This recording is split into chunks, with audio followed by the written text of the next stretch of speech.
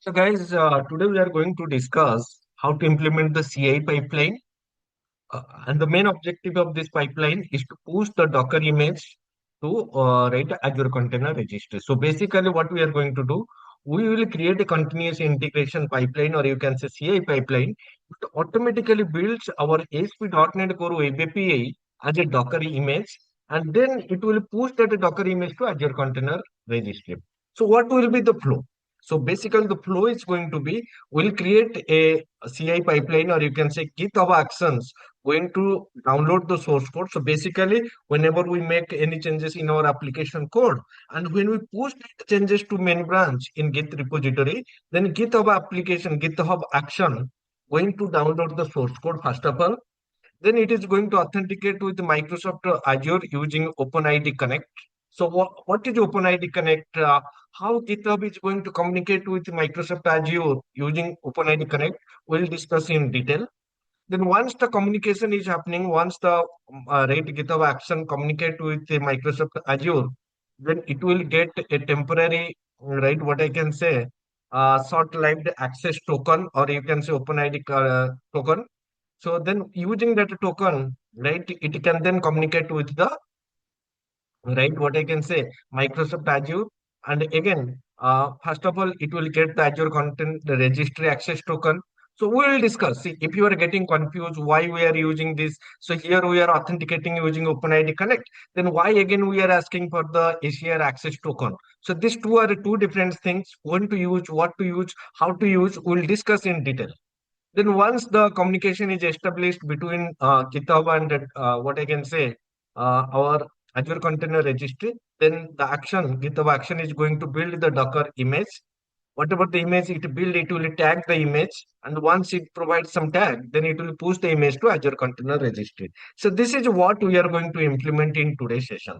So basically, at the end of this session, what you will understand how you can prepare your ASP.NET Core Web API project for Docker. So preparing this for Docker means what? Means we need to create some file, that is Dockerfile, Docker ignore file. So how to create this file? What should be there within this file? Even we have already discussed this thing, right? But yes, again, we are going to make this application ready for this.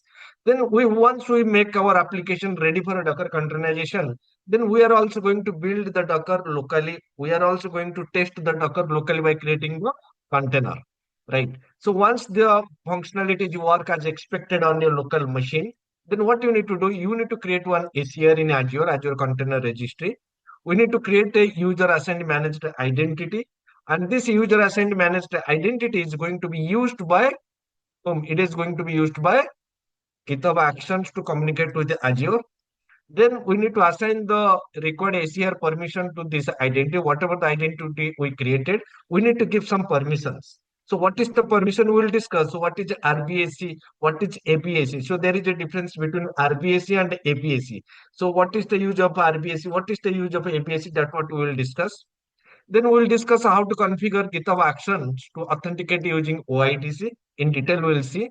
We'll also discuss how we can store the sensitive and non-sensitive information in GitHub, which is going to be used by the workflow. Once you store this information, we'll see how the GitHub Actions, right? I mean, how we can create a GitHub Actions, which is going to do this CI pipeline. And we'll see how this GitHub Actions going to push the image tag to ACR automatically.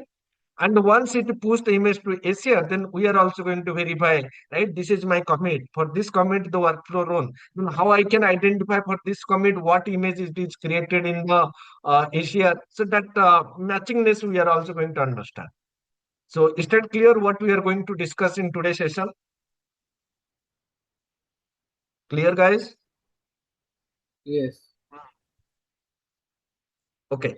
So what are the resources we are going to use? So these are the same kind of resources that what we have already used so far. So now let us try to understand what are the prerequisites. First of all, you should have an active Azure subscription, which we already have, which you should have a GitHub account, which you already have. You should have one ASP.NET Core Web API project. Yes, we have this project already exist. So this is my project. Then the project has been pushed to GitHub repository. So you can see if you go to the repositories, You can see that the product management repository, I mean our source code is already pushed to GitHub. That is fine. Then the application source code is available in the main branch. Yes, you can see. Right. If you go to this repository, then that branch you will see that branch is main branch. Only one branch is available. That main branch. Yes. Then the right Docker desktop should be installed and the Docker desktop should be right run. So this is my Docker desktop. Again, let me run this one from beginning. So Docker desktop is installed and the Docker desktop must be run before performing the right what I can say local testing. And you have permissions to create Azure resources and you have permissions to assign Azure roles. So definitely, if it is your local machine, you are the admin, then you can do this thing. And the application can be built successfully before it is containerized. So before doing this thing, first let me show you right whether my application is working as expected or not. Okay, so it should work on your local machine. Okay, see. So this is the endpoint. This is health endpoint. So you can see this is my application code. So it is working. So one more thing I need to do. Okay. So go to health controller and just comment this method. So this is what we will use some later part of the session. Okay, that's fine. So our application is also running. So the solution something, right? Typical structure of your project should look like this. So you should have a Docker file and a Docker ignore file. So let us first understand the Docker files. So two files are important. One is Docker file and one other is Docker ignore file. And these two files are going to be used while building the Docker image, right? What is a Docker file? A Docker file is actually a text file containing the instruction that Docker will use to build a container image. In simple word, Docker is the recipe for the Docker image. So it tells the Docker, right? It tells Docker.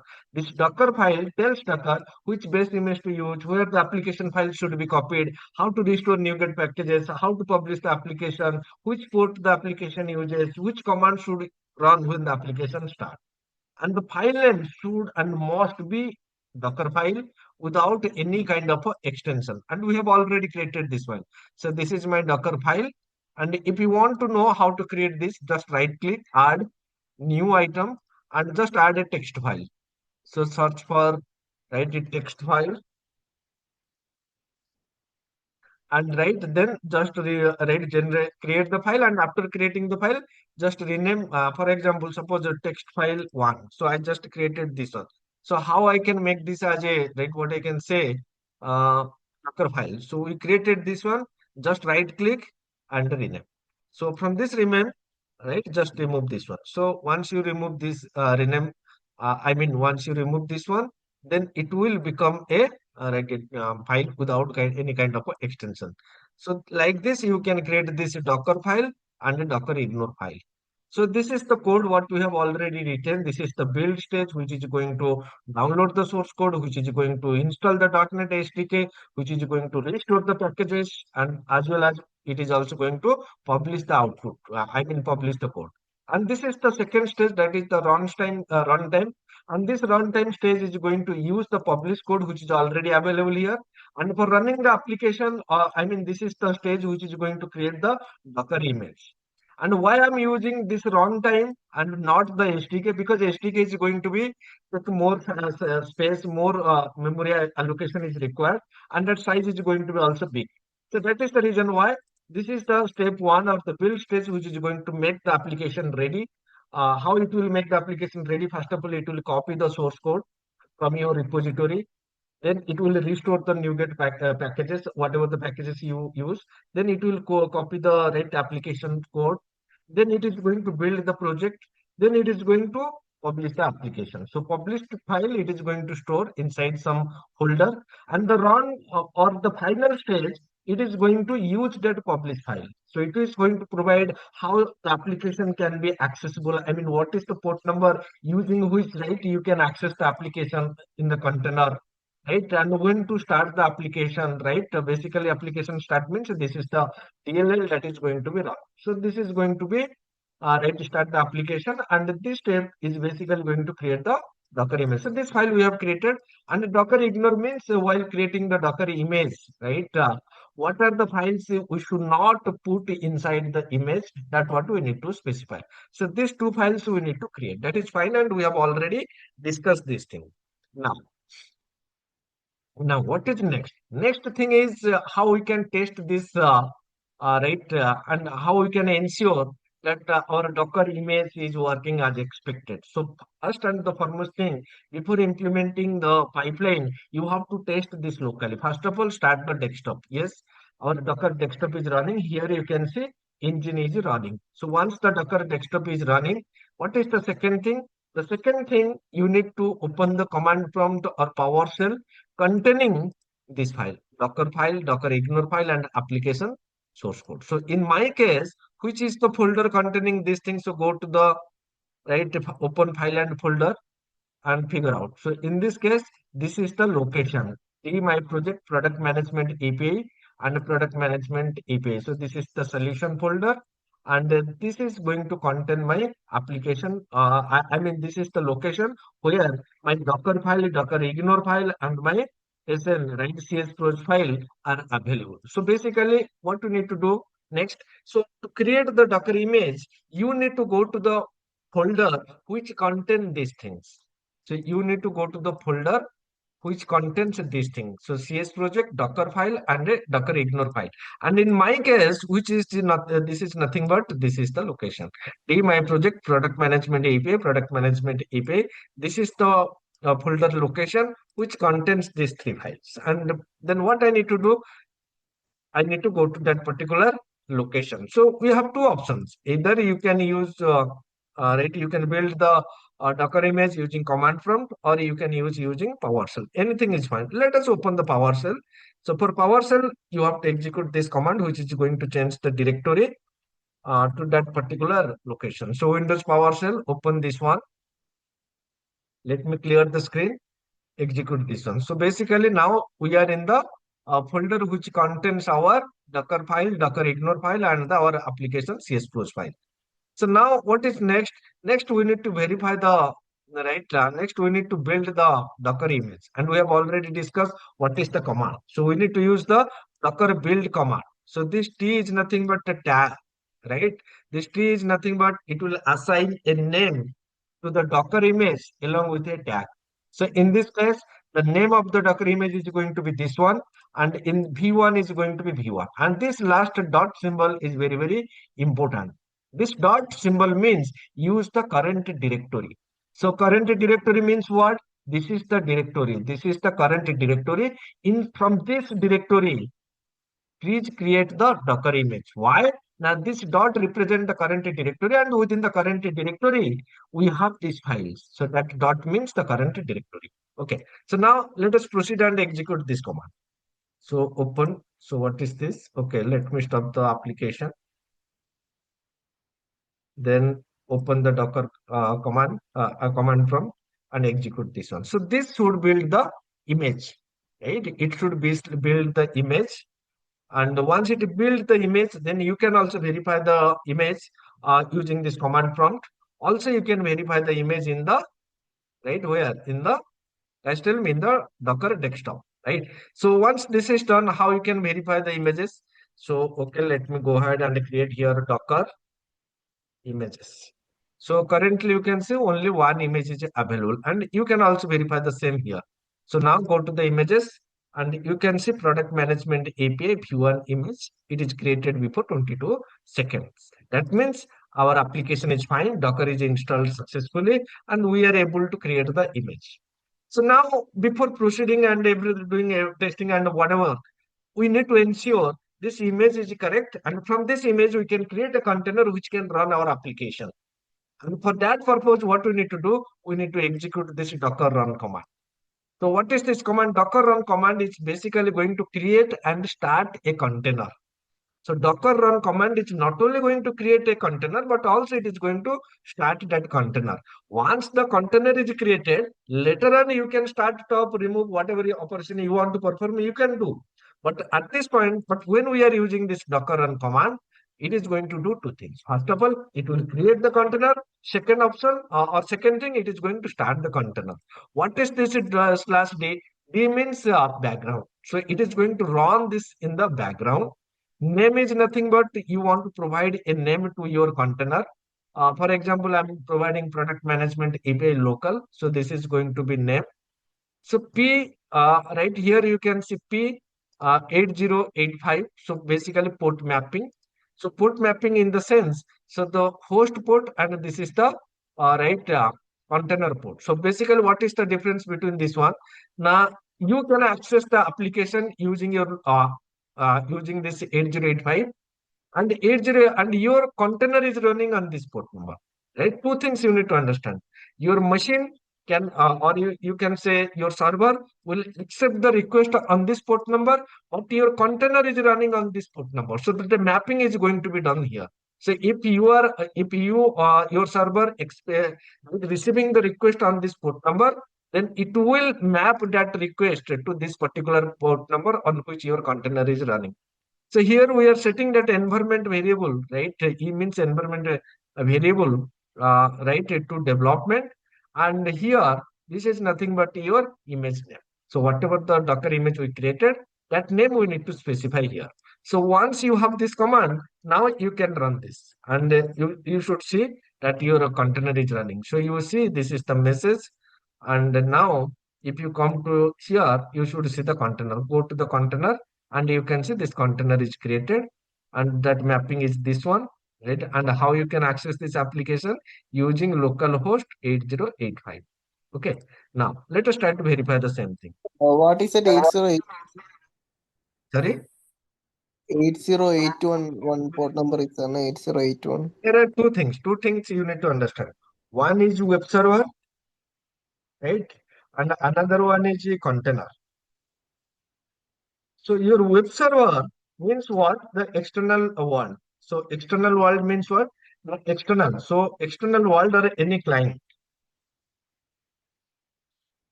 External world or you can say client, right? They will use your web server port number, which is in this case 8085. But where is your application is running?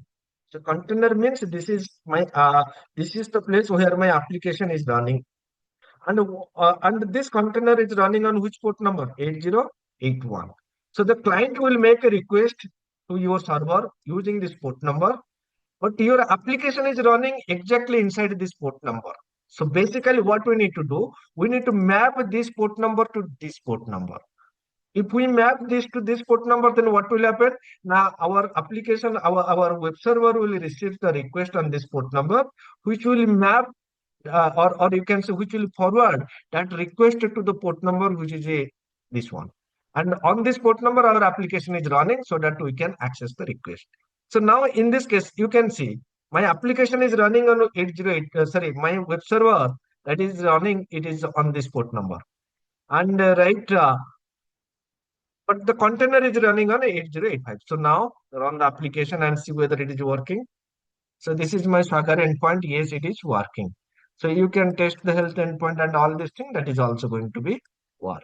Clear? So this 8085, it is basically right your web server port number, or you can say host port number, and 8081, this is the container port number.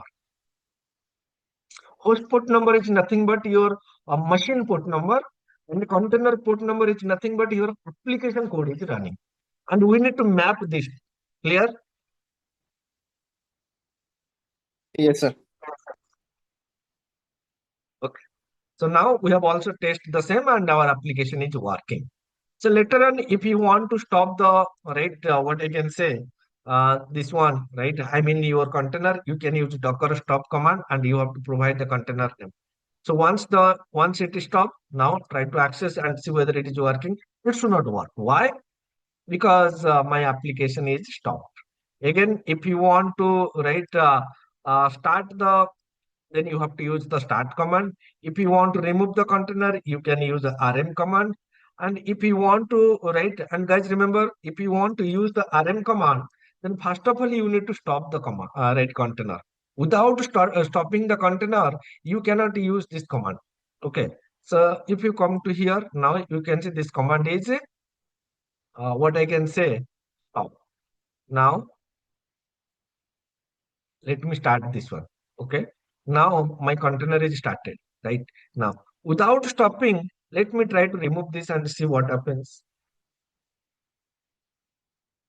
Error response cannot remove container. Container is in running. Stop the container before removing or force remove. Clear?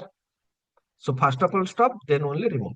Now, if you want to stop as well as remove, then you have to use Docker RMF. So basically, it is going to remove the container forcefully. So it will stop and it will remove. So it means forcefully. So you can see forcefully remove. And if you come to your client, you can see that is removed. And right, if you want to remove the Docker image, for example, removing the container doesn't remove the image. In this case, container is removed. But if you go to the image section, you can see that image is available. So you want to remove the image, you can remove here, clicking this delete button, as well as you can use this command docker RMA, remove image, and you have to provide the image name, right? On stack, and it is deleted. So now if you come to the Docker client, you can see there is no more images. Clear, guys?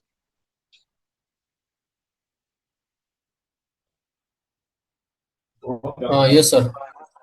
Anyone having any question? Because this thing we have already covered in our Docker container concept, right section.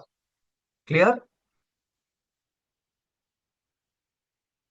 Okay. Now let us proceed and create a resource group. So as I mentioned earlier, if I'm going to use Azure Container Registry, if I'm going to create any managed identity, right? These are nothing but one resource.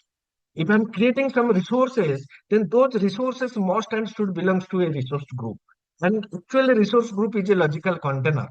So let us proceed and create a resource group with this name. So the name of the resource group, what I'm going to provide is this one. So, right, guys, tell me what is the steps. We have already discussed this many times. What I need to search here? Resource groups. So this is my resource group. Whatever all resource groups are available, that list you will see here. And here, click on this create button. So first of all, you need to select the subscription. Only one subscription is available. Second thing, you have to provide a name. So I'm providing product management Docker. So this is my resource group name, and I am selecting this region. That is fine. Click on the preview button and then click on the create button. So this should create a resource group, and within this resource group, right? Currently, resource group is created. So you can refresh this so that you can see the newly created resource group. Till it is not showing here.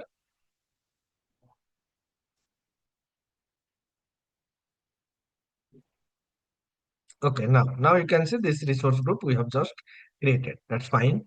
So once you create the resource group, next what I need to do, I need to create a Azure Container Registry. So guys, if you remember, so when we discussed that Azure Container Registry, right, in our previous sessions, at that time we have created that using Azure CLI command. Am I right? Yes or no? Right. So at this point, right, when we discuss manage Docker images with Azure Container Registry, at that time we done right, we have done everything using command, right? So now what I'm going to do, I'm going to use the portal because command sometimes, right, if you forgot, then you will forget.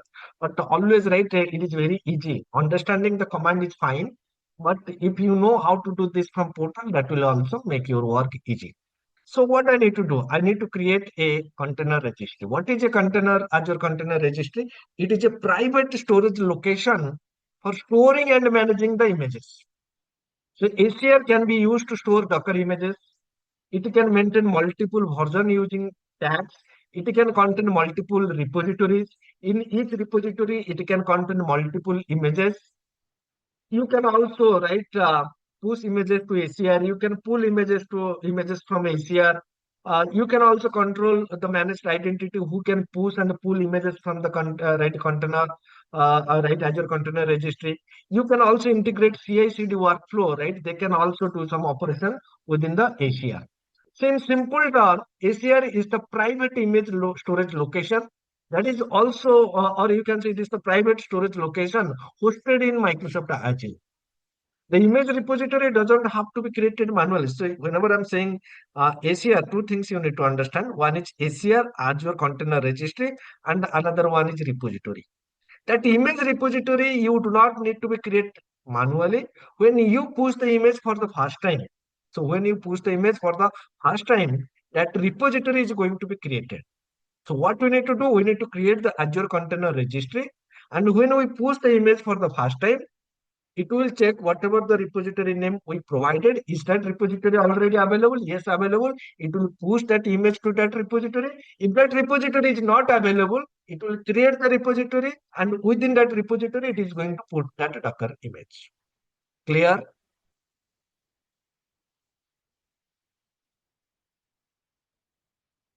Clear or not? Yes. Yeah, clear. Okay. So now, all right, what I'm going to do, I'm going to create a Azure Container Registry. So select Container Registry, and what name I want to give? I want to give this name. So whatever resources we created earlier, right, on a daily basis, I removed all of them because currently it is charging me. So now what I need to do, I need to create a Azure Container Registry with this name. So here ACR means Azure Container Registry. If you want to give a different name, ACR hyphen like this, that is also fine, right? So as I have already created, so the complete document, so I'm going with this name. So now click on this create button. First of all, you have to select the subscription and the resource group. I want to create inside this RG product management Docker resource group. So this product management ACR 2026, that name must be globally unique. And here location is central India and unsecure. So this domain level scope means what? If I'm using unsecure, then that login URL is going to be as it is, whatever the name we provided, dot Azure, azure.cr.io. But if I use this to some tenant use, you can see, right, some different, I mean, some hard-coded string it is adding automatically, right? That registered domain name you can see like this. So now in this case, I'm going with this unsecure, and you can see once I put unsecure, then whatever the name I provided, that is going to be my registered domain name, or you can say ACR, ACR login URL. Use availability zone. Do you want this ACR to be available to some specific zones? No, it will be available to all zones. Pricing prior, here you can go with the basic. Standard is going to charge heavily. And here you need to select this one, RBAC plus ABAC permissions. Can anybody tell me what is the difference between this RBAC and ABAC? RBAC means road-based access control. Yes. Azure And basic. AB, Azure basic. and this is Azure based access control, right? Yes.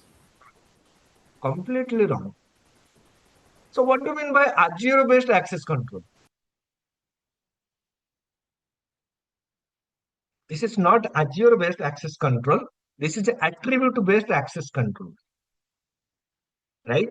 So you just tell me, right? What do you mean by role based access control?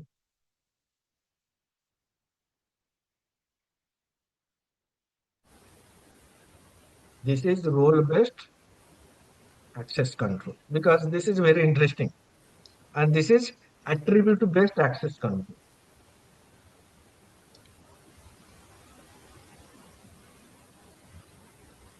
right?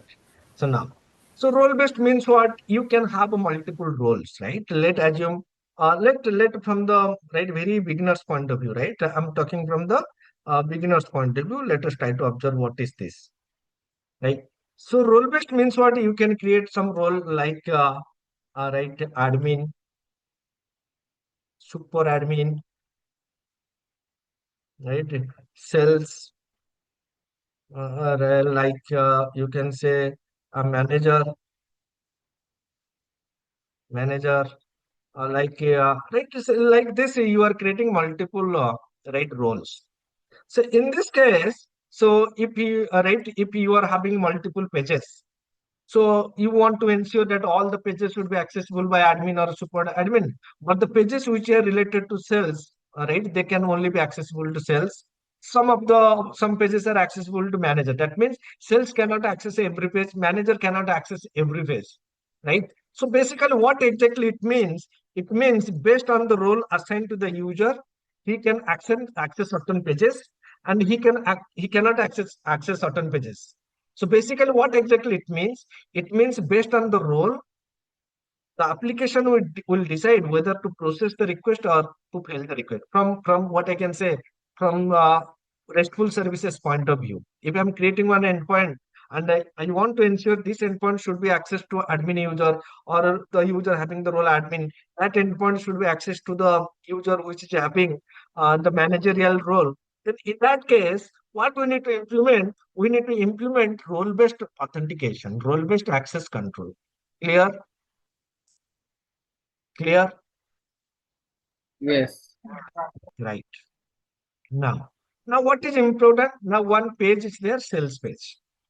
Right? One sales page is there, and within that page, right, some operations are going to be there, like add, it like update, like modify, like view, like process, like approve. Many things are there. So what is my requirement now? The user must have the sales roles to come to this part, right? This page. But what is important? Now, if the user having a claim called add, then he can perform the add operation. He can add and make a new entry, or you can say he can make a sell. If the user having this opted for a right claim, then he can perform the right what I can say update operation. So basically, role-based access control plus a claim-based authentication. So you guys know what is the meaning of a claim-based authentication? So not only the user having that particular role, right? Not only the user having that particular role, that user must have the particular claim to access that particular page or to perform certain operations. So basically, role-based access control plus a claim-based authentication is the appropriate approach. So in this case, one user having this claim, this all the claim, he can perform all operations. Another user, he belongs to the sales team, but he can only the view right claim. That means what? He can only view the data. He can only view the page, but he cannot perform add, update, process, and approve operations. Clear?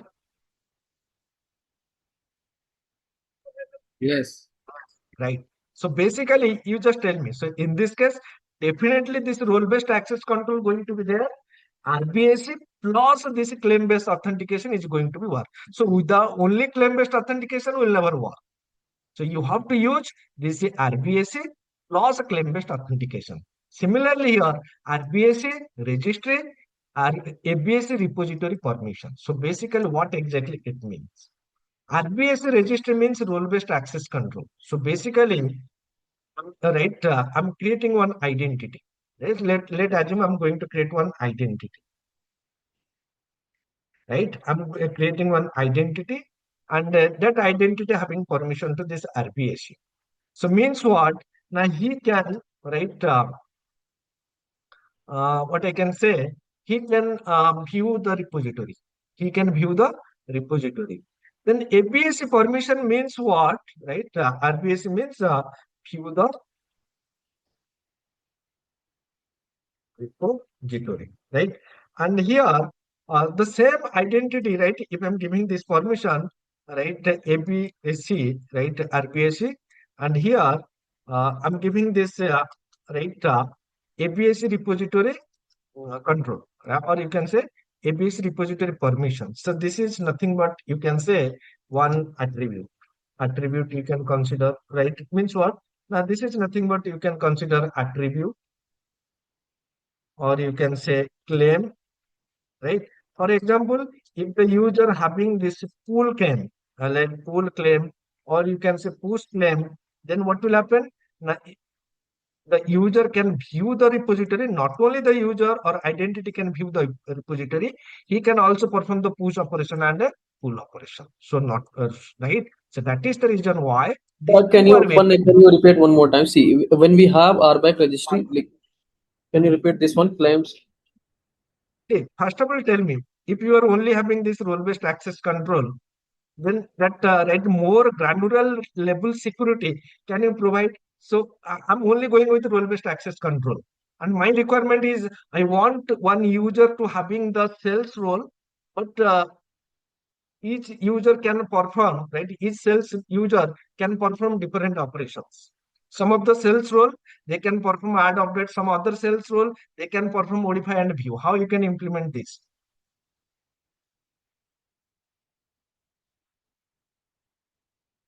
How you can implement? Okay, then we have both, right? We have role and then we have claim also. Like what are the user can claims which Exactly. functionality? Similarly, RBAC registry means what? This is related to your role-based access control. So in this case, we are creating a role which can right allows the identity to view the repository. But within each repository, right? But within the repository, whether that identity can perform the pull operation, can perform the push operation, can update the image, right? So these are different operations. How I can provide restriction to the identity user? Now, for that purpose, we need to use ABAC repository permissions, attribute based. So basically, each attribute, one attribute pull, another attribute push. So I'm giving this pull and push so that identity, or you can say user, having this RBAC role, RBAC plus this one, right, can perform some selected or limited operations based on the provided permissions. Clear?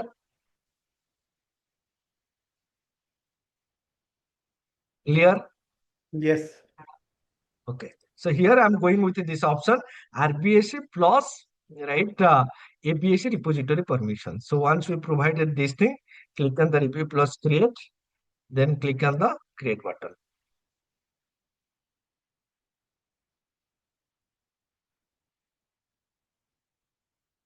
Okay.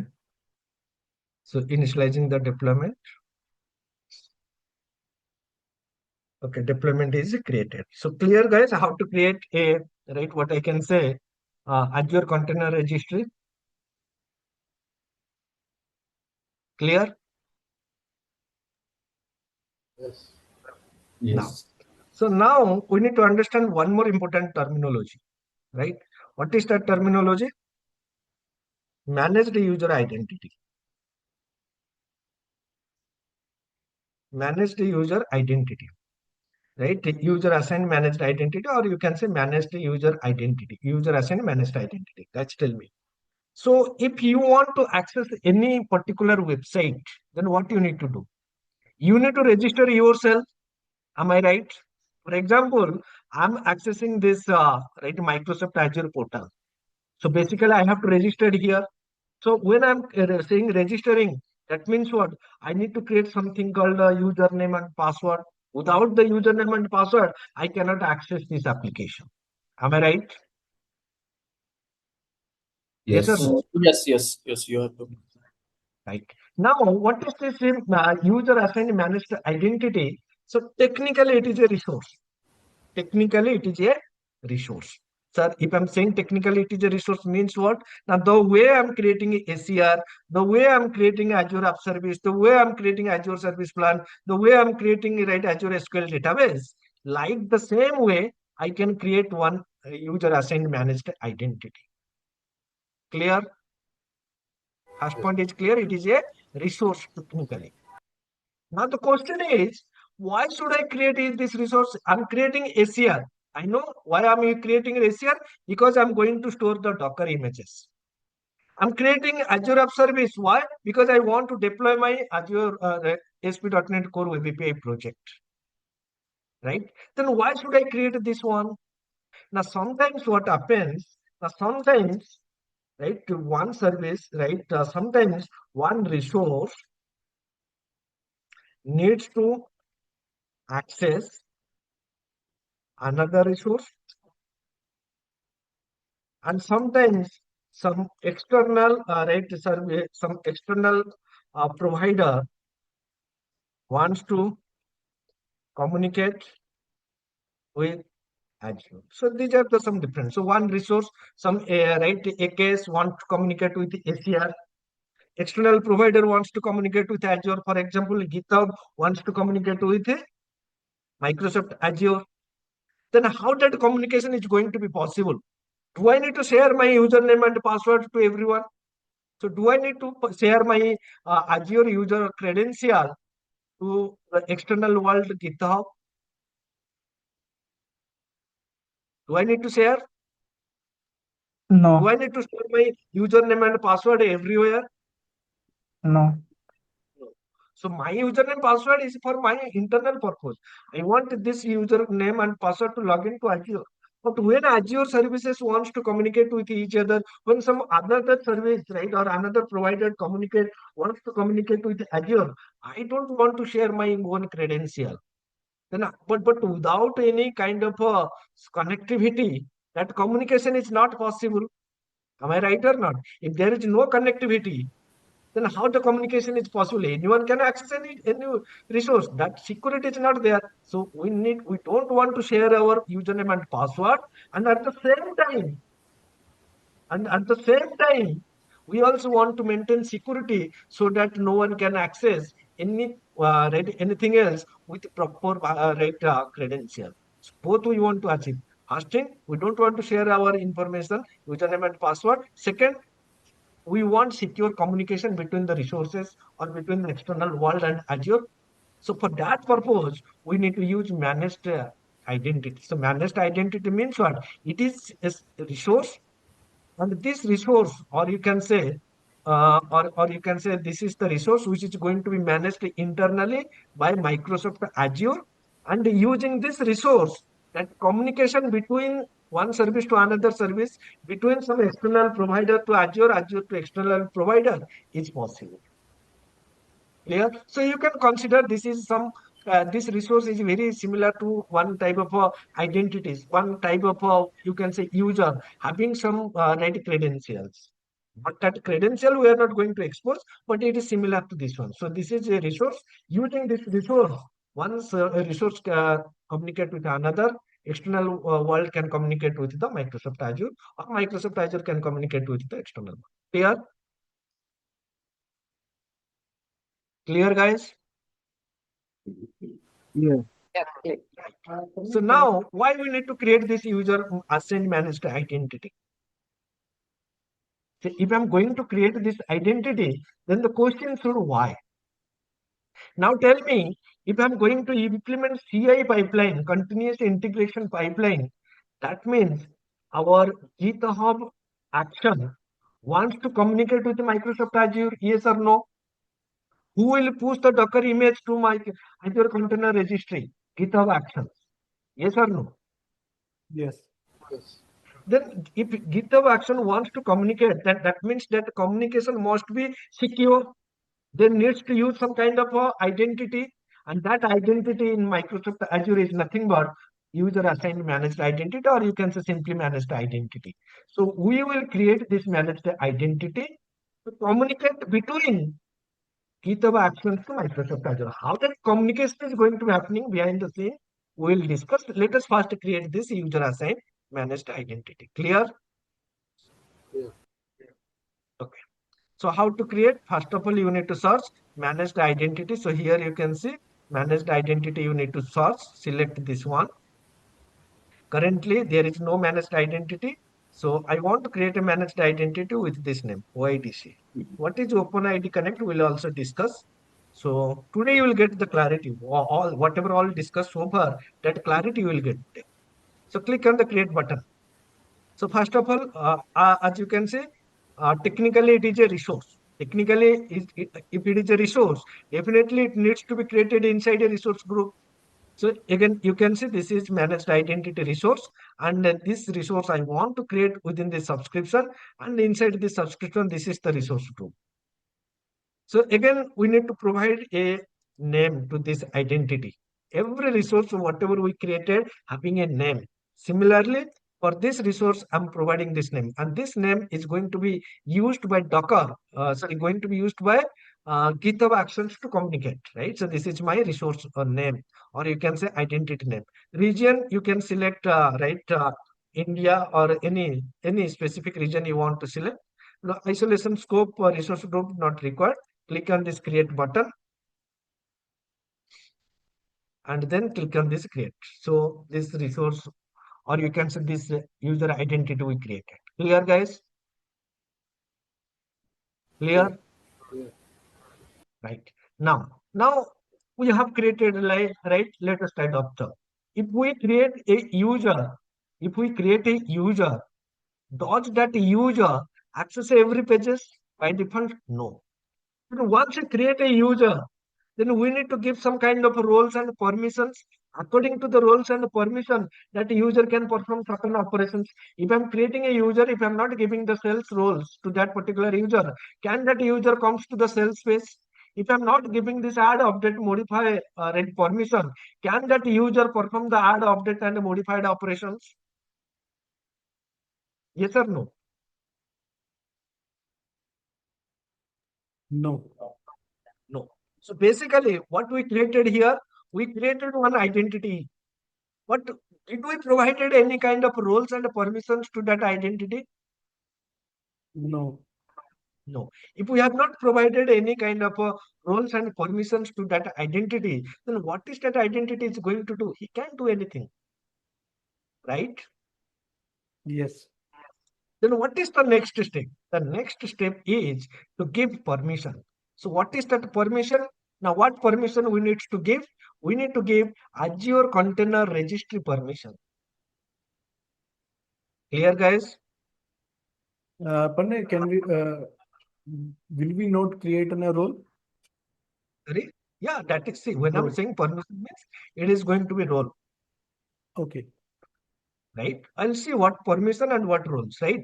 So Azure Container Registry permission must be assigned to the correct identity.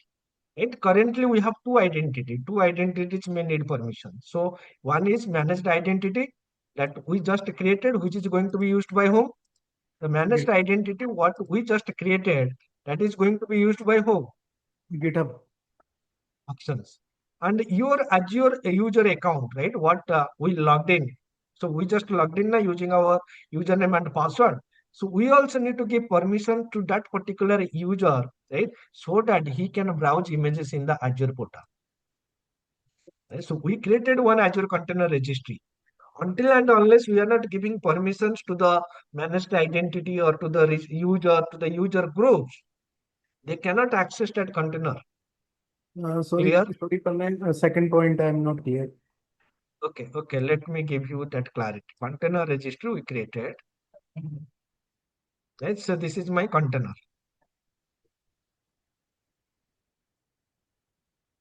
Right. So now click on this repository. So what I'm getting? The permission is not So allowed. basically we created this container, right? Do Yes. we give any user, any identity, any resource group to access this container yet? No.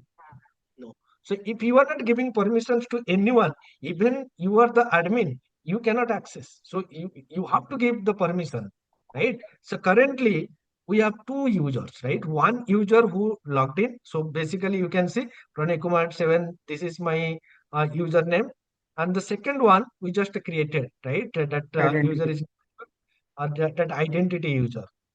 So what we need to do, we need to give permission to these two users so that they can access the Azure Container Registry repository. Clear? Yes. Right. And why I'm giving to two user? Because if I'm not giving to this user, then I cannot view, right, what repositories are available within each repository, what image tags are available. That what I cannot verify. Secondly, if I'm not giving to that identity which is going to be used by GitHub Action, then the GitHub Action cannot do any kind of a push and pull operation to the, right, what I can say, Azure Container Registry. So let us proceed and give the permission. So the first of all, we are having this identity user, all right, managed identity. And if you remember, while creating the identity, We created that identity using this RBAC registry plus ABAC repository permission mode, right? Yes. So RBAC registry and ABAC repository permission modes means what? We need to assign two roles to that particular identity. What are the role? Container registry repository writer, container registry contributor, and data access configuration manager. So let us try to understand what exactly these two roles are and why should we provide these two roles to this particular identity and the region behind the scene. So this container registry repository writer role, so actually it is a role, provides the data plane permissions. Sir, what do you mean by data plane permissions? So if I'm creating this, if I'm assigning this role, it means it gives data plane permission. So when I'm saying data plane permission means what? It can perform the push operations, it can perform the pull operation, it can create image tag, it can update image tag, it can read repository data, it can read image metadata. But this particular role doesn't have the permission to delete the ACR resource, to delete the image tag, to change the networking rule, to modify the registry configuration. It doesn't have the rules to assign some kind of a role. So data plane permission means this role, if you assign to anyone, right, particularly managed identity, these are the permission operations he can perform. Clear? And in our case, the container, what we are going to do, right, we want to push the images. That is the reason why we need to provide this role first of all. Clear? Yes. Right. And we need to give this role to whom?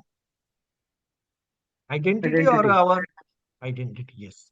So let us proceed and see how we can do this thing. So first of all, right, come to this one, right, your, right, what I can say, this is my container registry. Come to your ACR. Here you can say access control. Okay. So access control, add role assignment. So we need to assign one role, right? One member with one role to access this one. So what is that role? Guys, tell me. That role is going to be container registry repository writer. So search that role here, container registry repository writer. So select this one, click next. So now tell me, in this case, we want to assign this particular role to our user group. I mean that user group or to the managed identity. To whom we need to assign this role? Manage Manage identity. identity.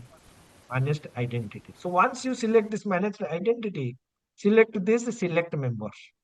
And from here, you can select the identity we just created. This is the identity to whom we need to assign this role. Select that identity.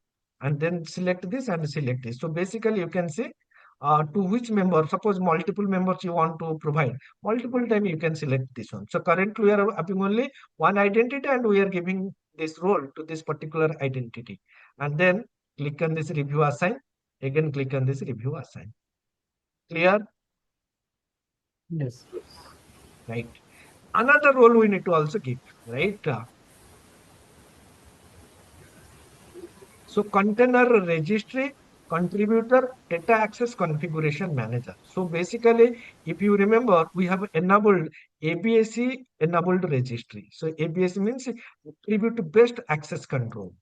A container registry contributor, or you can say this particular role, permits the identity to authenticate through Azure CLI. So basically, right, we are also giving this role. Why? Now, we want to authenticate, right, using the Azure CLI, and we want to perform some control plane operation, right? So basically, right, control plane operation means what?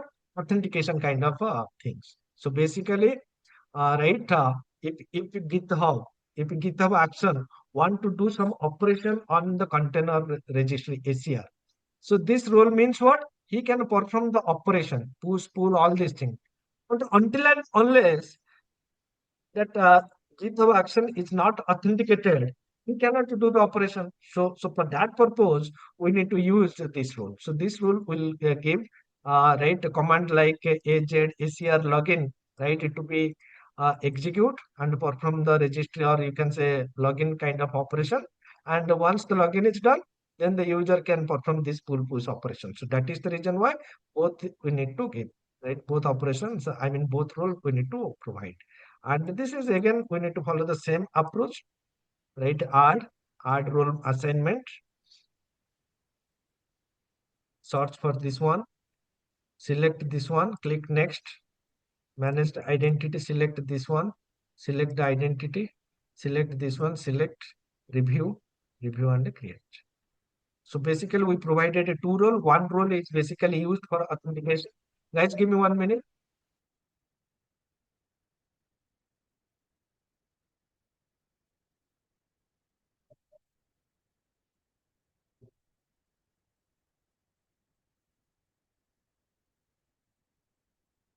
Okay. So one role is for authentication and authorization. Another role is for performing some kind of operations, right? Now what I need to do, we also need to give permissions, right, to our user account for viewing the ACR, right? And for this purpose, we need to give two role to our user account. So one is a container registry repository catalog lister, and another one is container registry repository reader.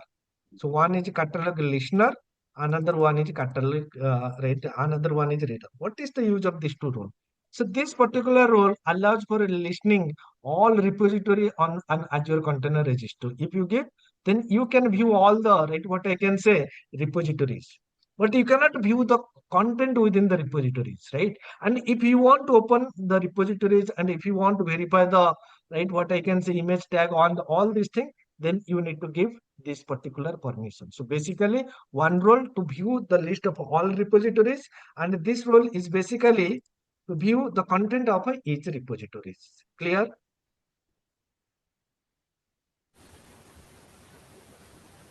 Clear, guys? Yes. Okay. So let us proceed and do this thing. So first of all, I need to assign, and this we to whom we need to assign this particular these two roles, to the user account, right? So how to do this thing? Add role assignment. Okay, search for this one. Okay, this one. Select next. And this time it is going to be the user group or service principal. So select this user, select this one, and it will give you the user. I mean, this is the role. Select, review, and assign. Okay. Next, we need to create another role, that is container registry repository reader, so that you can view the content inside each repository. Okay. Let me search this role, select this role, click next, select the user, select member, the same right user, select this one and this one, click this one. Pandit, that means we cannot update or delete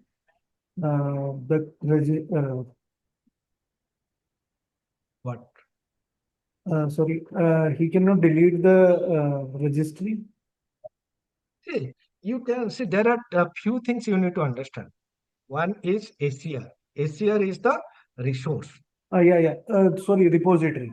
Repository. Right? So you can create, delete whatever operation you want to perform, you can do on the ACR. But within ACR, there is something called repositories. So this repositories, whether you can verify, whether you cannot verify, right? That purpose, you need to assign this thing, right? So, and we are assigning this the role means you can write delete the role also.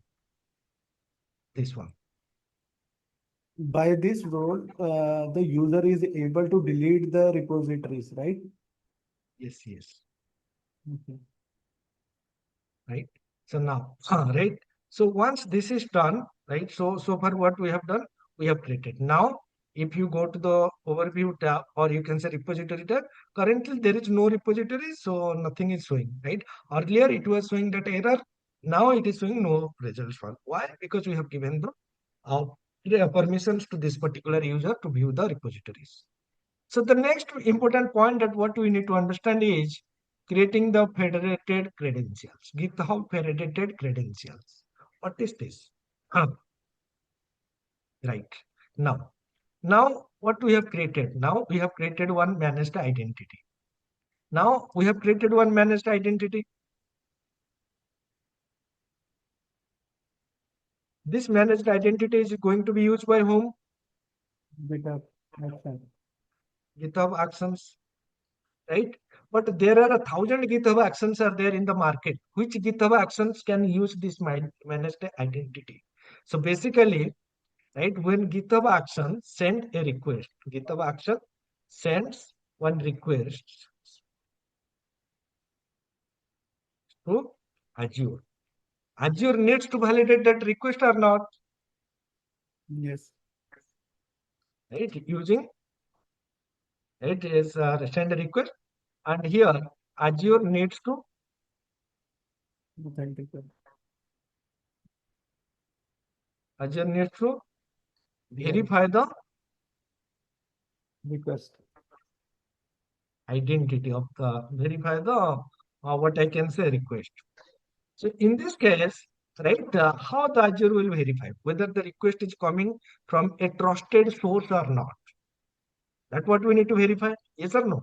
Suppose you are having one GitHub account. I'm having one GitHub account. Someone else having one GitHub account, and you are sending that request to my repository Azure. So I have created the Azure account, and you got this credential, and you make a request to this one from your GitHub action.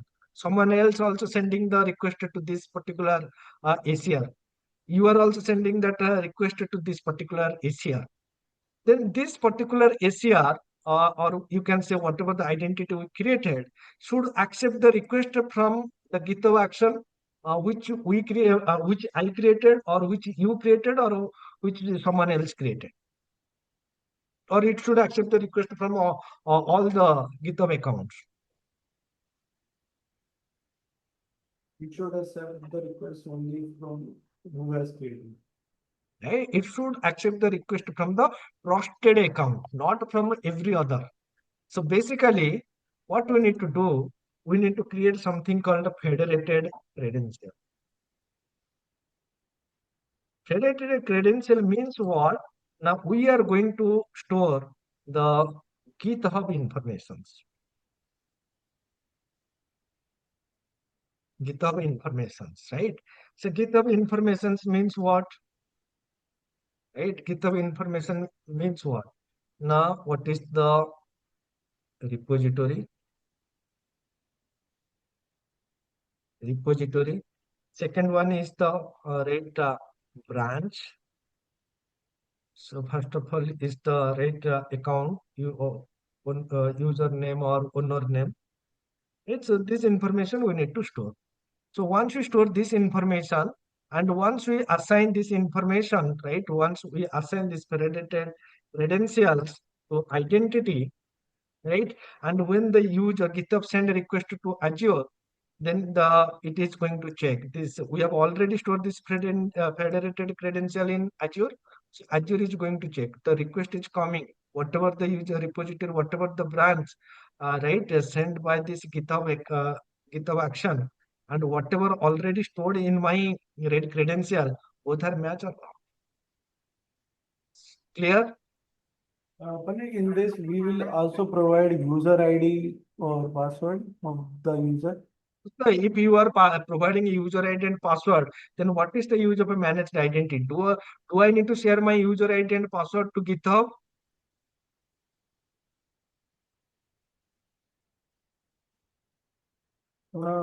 But managed identity is a part of the Azure and the GitHub action. I will show you. I will show you how this managed identity is going to be used by GitHub Actions. That's what I'm going to show you.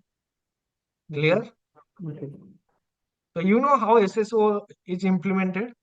Single sign-on authentication. Sorry, I'm not Okay, able to fine. recall as of now.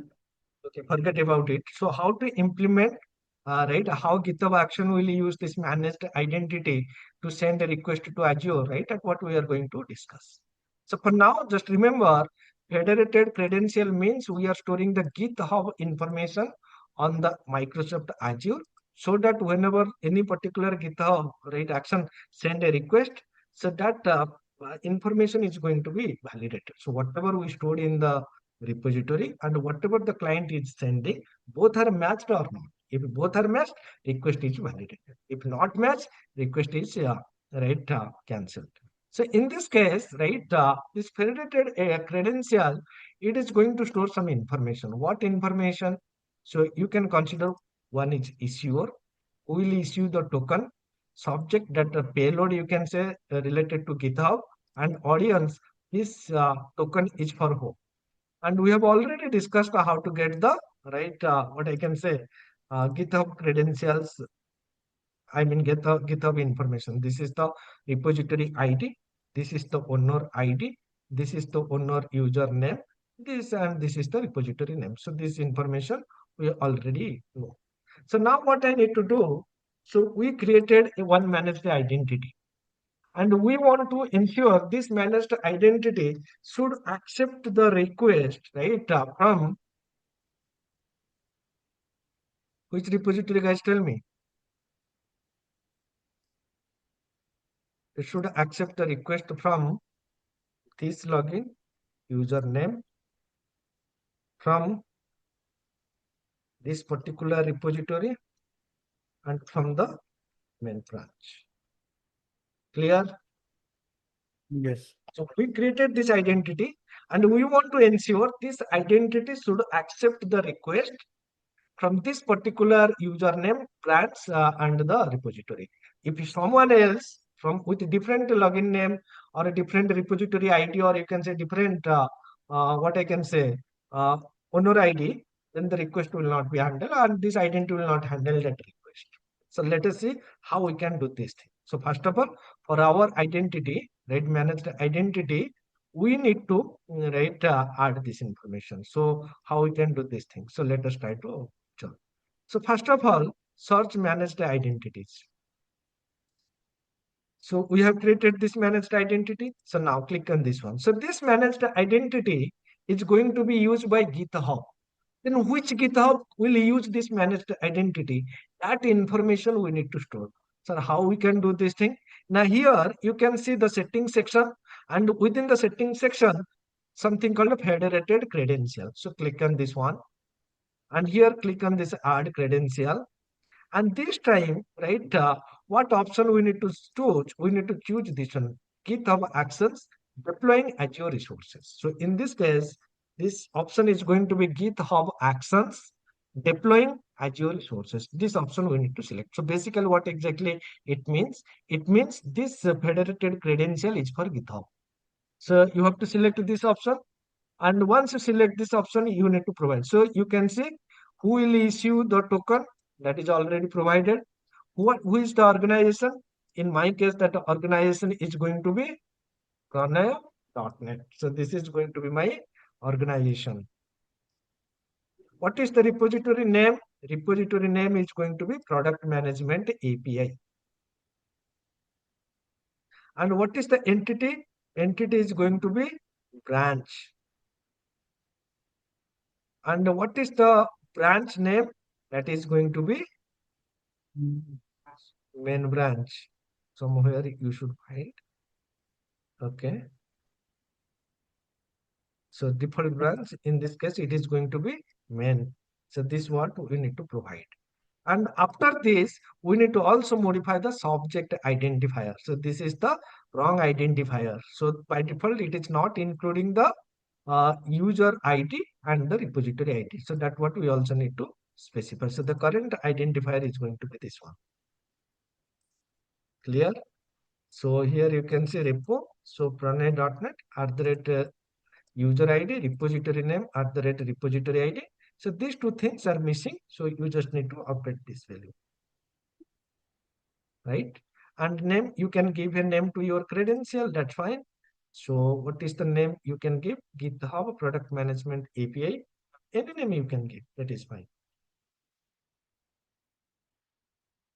Audience is this one. So that is fine. So now click on this add button. So basically what we have done, we have added the federated credential. Now you want this to be used by a different repository with a different owner name. That's fine. Just click on this add button, provide that right repository informations. Clear?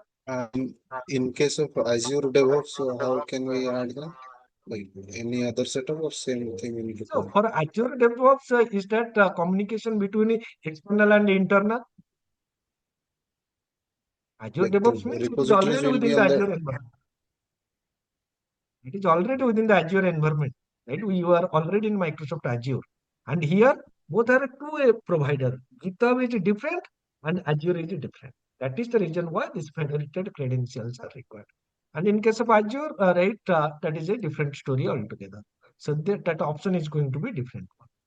Clear? So So for once you have, the Azure DevOps, we don't need this managed identities. no. So now, what we need to do, we need to get the identity details that to be used in GitHub workflow. So basically what I need to do, I have already mentioned this, get the managed identity details. So whichever managed identity, right, I'm going to use the managed identity where in the GitHub action, that details we need to do.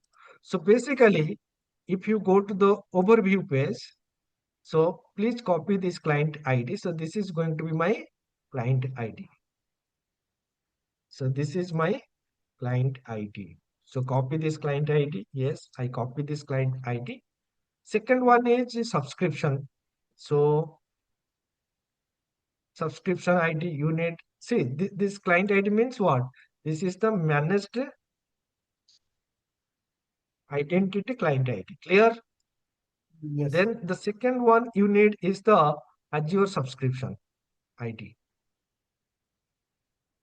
So what is the subscription ID? This is the subscription ID. Clear? Because this client, this identity belongs to which subscription, that what we need. And the third one, we need the tenant ID. So basically this managed identity, it is managed by Microsoft Enter ID. So that Microsoft Enter ID information you also need to do. So this is going to be Microsoft Enter ID, or you can say tenant ID. So these three things you need. Why? Because this managed identity is managed by Microsoft Enter ID. Then what is the Microsoft Enter ID? That value on which subscription. This is common for Azure. This value is never going to be changed. That is fixed one. And then you need the subscription under which this resource. Technically, this managed identity, it is a resource. And this resource is created inside which subscription? That ID, this managed identity client ID, and this tenant ID, this is for Microsoft Azure. So these three things we need to understand. Why? Because GitHub will need to identify which Microsoft account to be used, within that Microsoft account which subscription ID to be verified, and under this subscription ID what is the identity ID. So these three information we need to provide to whom? To GitHub. And guys, remember, these are not password. Clear? So we are not going to use any password, but using this managed identity client ID, subscription ID, and tenant ID, we can do the communication and we can push the Docker images. Clear?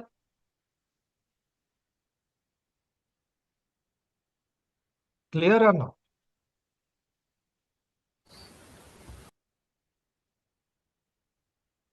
Yes. Clear or not, guys? Is that clear?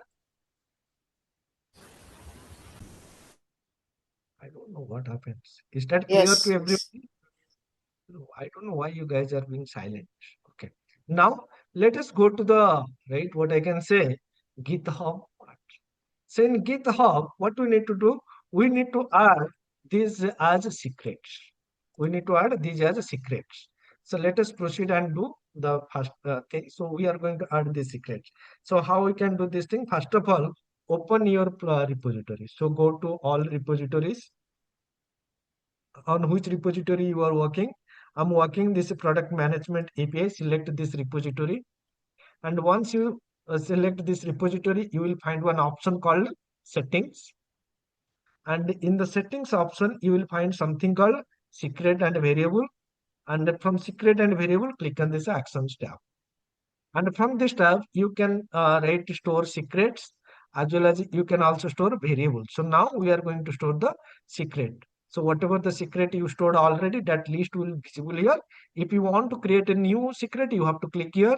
Similarly, whatever all variables are available, that will be visible here. If you want to add a new variable, you can click here. So now what we need to do, I need to add three secrets. What are the secrets? Let us try to observe.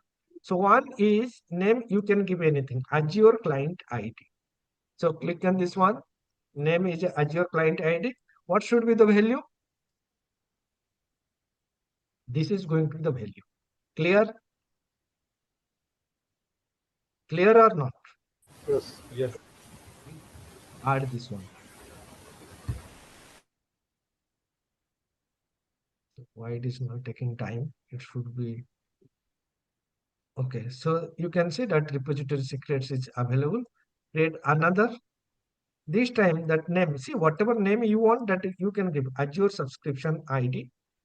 So and the value is going to be this one.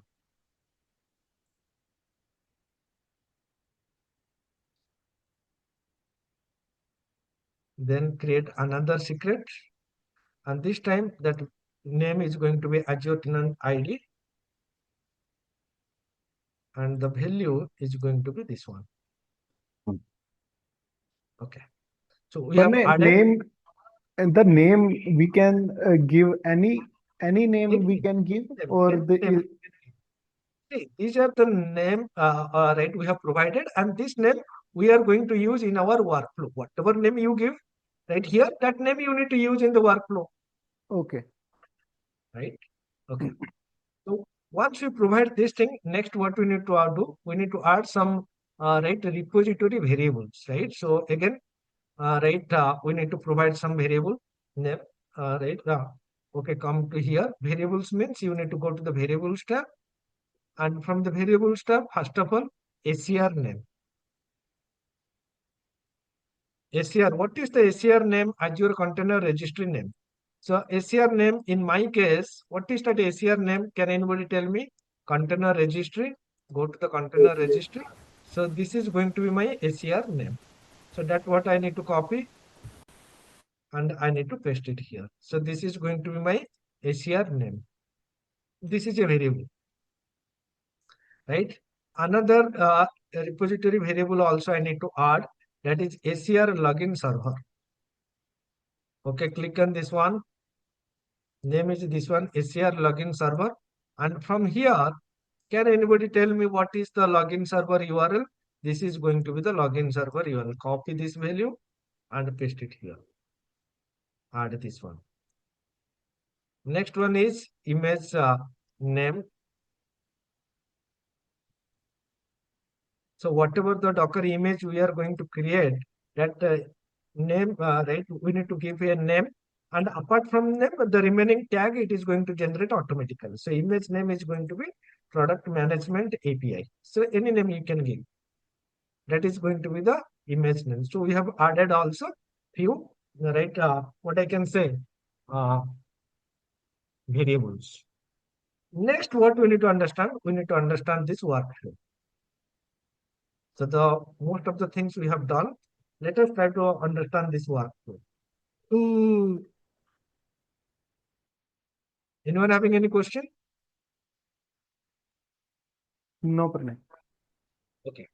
So now we have given a name to our workflow so that this will be visible in the GitHub Actions. So whatever the name we provided, that will be visible in GitHub Actions.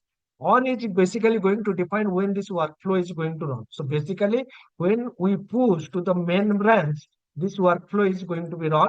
Also, manually, we can also run this workflow. So both automatically as well as a manually run option is available. If you remove this one, then manual option is not going to be there. If you remove this one, then automatically option is going to be is not going to be there. So you have to run right manually. So if you want both, then that is also fine. But you cannot remove both. Either you can go with the automatic options, or you can go with the manual options. You can go with both options, but you cannot remove both options. Clear? Yes. Clear, guys? Yes. Okay. So permission required by this workflow. So now tell me. So this workflow is basically going to do read few things. First of all, it needs to read the source code, because until and unless we are not reading, so whenever we do a commit, whatever changes we have made, that is available in repository. So that changes, right, we need to read.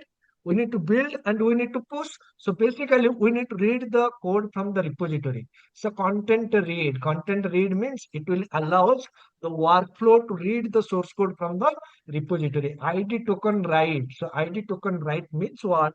Now it will allow GitHub Actions to request a temporary OIDC token for secure authentication with Microsoft Azure. So basically, this is for reading the content from the, or you can say repository, and this is for generating one OIDC token. So what is OIDC token?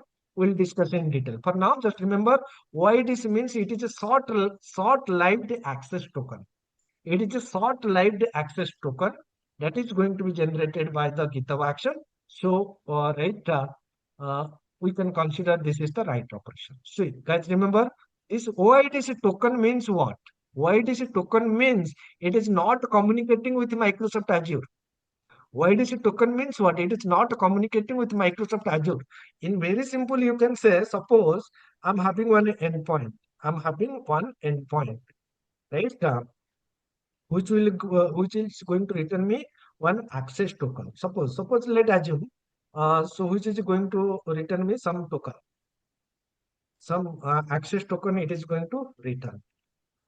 So this endpoint is available where it is Azure endpoint, which is going to return me the access token. But if I want to access this token, I need to pass my identity, right? What identity I need to pass? I need to pass managed identity. What I need to pass? Managed identity. So we need to pass, what we need to pass? Pass managed identity to Azure endpoint. So pass managed identity to Azure endpoint to get a access token. So this identity, this managed identity, what we are going to pass, we don't have that name here. So whatever the identity we created, right? If you look at this, what I can say,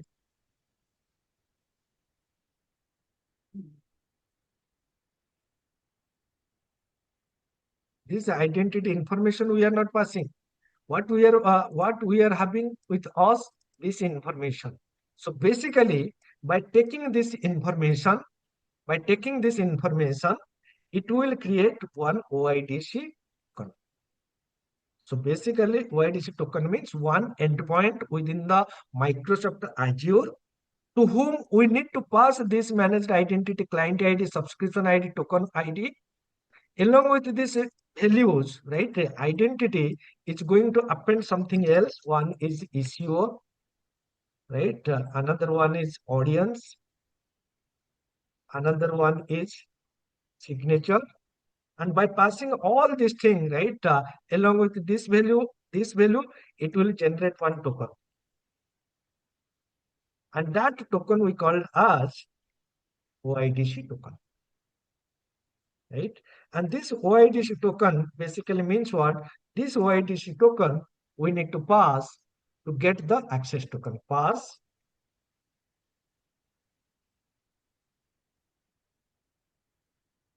get the access token. Clear? So we need to pass the OIDC token to Azure endpoint to get the access token. And what exactly this OIDC token content? OIDC token not only contain the managed identity information, right? This OIDC token not only contain the managed identity information, it also contain who generate this token, audience, signature, right? All these things it is content. So now once this Azure endpoint get this OIDC token, from this OIDC token, it will verify, right? Which repository, which branch, right? Which is the owner, what is the repository ID, owner ID, repository name, owner name, branch, all information it will get. Plus, he will check, right, what is the client ID. And for this client ID, whatever the GitHub federated credential we provided, then it is going to verify whether those credentials are already assigned to this managed identity. Yes, assigned. In that case, it will generate one access token. This access token is going to be short-lived, and that access token will be returned to whom? It will return to GitHub Actions. So basically now you might go and question, sir, what GitHub will do with this access token? So returning the access token means what? In that case, GitHub Action basically make a make a Azure CLI connected environment. So basically, once it got the access token, now GitHub Action can perform the Azure CLI operations. Azure CLI operation means what? It can log into Azure Container Registry, it can pull the image, it can push the image. The way we perform using Azure CLI, the same operations are going to be performed by GitHub. Clear? Now you guys understand why we are storing that federated credential in GitHub, Yes. right? But Why? Because yes, but Panay, in the OIDC token that we are generating from GitHub, that is going but to be generated by Red GitHub automatically. We are not going to generate, and we cannot generate. how But will it decrypt? what But we how need will to it inform. decrypt at Azure side? Sorry. How Azure know that in which in This how OIDC token. So you know how the JWT token is interpreted.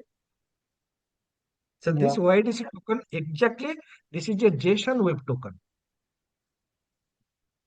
But You the know what algorithm JWT? can be different, like See, hash this function. OIDC token. See, whenever I'm saying OIDC token, means it is not different than a JWT token. You know what is a JWT token? Yeah. Yes or no? Yes, yes. Then write JWT token. How the server is going to validate the JWT token? You can intercept the JWT token. You can verify who is the issuer, audience, signature, right? Everything you can get and from the token. And once you get, you can verify with the federated credential and the client, whatever information stored in the Azure side. And how we can do this thing? Now we are going to use some endpoint. So in Azure, when I'm creating the workflow, we need to ask the GitHub, hey, Mr. GitHub, please create the OIDC token. And once we have the OIDC token, then we will tell, we are also going to write some logic, right, which is going to send a request to GitHub. It is going to send a request to Microsoft Azure, right? And But Azure is going to return the access token. That's what I'm going to show you now. but Panay, for intercepting the JW token, we also have the need of the any signing key by Not this. required. Never and not required the sign-in key. See, so if you open the So that means JWT, that you JWT token can be intercepted by anyone. yes. See, this is one token. So if you are having this token, you can get this information. So what exactly important that payload. So this payload subject name admin. So these are the payload. So this is my token. I can intercept this one or not, Yes. right? That signature what is generated that cannot be intercepted without the secret key, but you can get the payload. So by taking this payload, by taking this algorithm, right, you can generate the signature and you can verify the things. So here what we need to do, we need to check this thing. Clear? Okay. Right? And what is important, right? What signature is being used to generate the what secret is being used to generate the signature, that is not available. So here you can say this is my header, this is my payload, and this is my signature.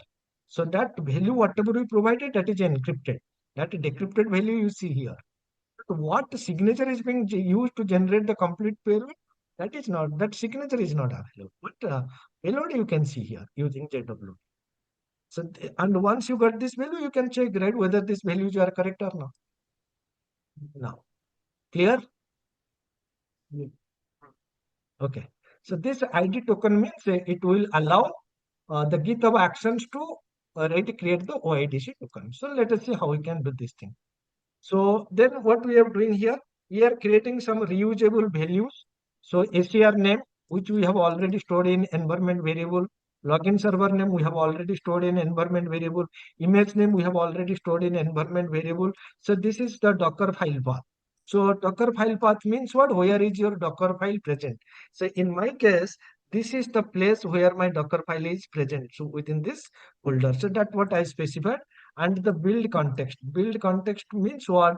Now this is the folder, right, where the application code is available, and this code is being used by the right workflow create the Docker image. So this is the Docker file. Using this Docker file, it will create the image, and to create the image, it will look at this folder. Whatever the code is available, he can access this code. So this is right the location that what we have specified now. Now what we need to do, we need to create one job. And what is the job? CI job. CI job means what? No deployment, only build and publish the code. I mean, no, build, publish, and then push the right. What I can say, not publish. So it will build and it will generate the published code. And once it generate the published code, it will generate the image. Once it generate the image, it will push that image to container, right? Sorry, Azure Container Registry. Okay. So we are giving a right name, and this name is going to be visible in the GitHub Actions. Runs on Ubuntu runner. So whenever I'm saying runner, so runner means this is the machine that is going to be provided by GitHub when this job is run, and when the job is done, I mean when it completes its operation, that machine is also going to be deleted automatically. So this is the temporary Ubuntu machine that is provided to us by GitHub, where my job is going to be run. So steps, first of all, guys, tell me, first step is to download the repository source code to GitHub. So whatever the repository code, source code is available, right within the repository, whatever the code is available, first of all, it will download to GitHub runner. A GitHub runner is nothing but your Ubuntu machine. And this is the artifact that what we need to use, which is going to download the code. Second step is authenticate, right, with authenticate GitHub action with Microsoft Azure. So basically what we need to do, we need to authenticate with Microsoft Azure. Why? Because we want to perform the what operation? We want to right push the right image.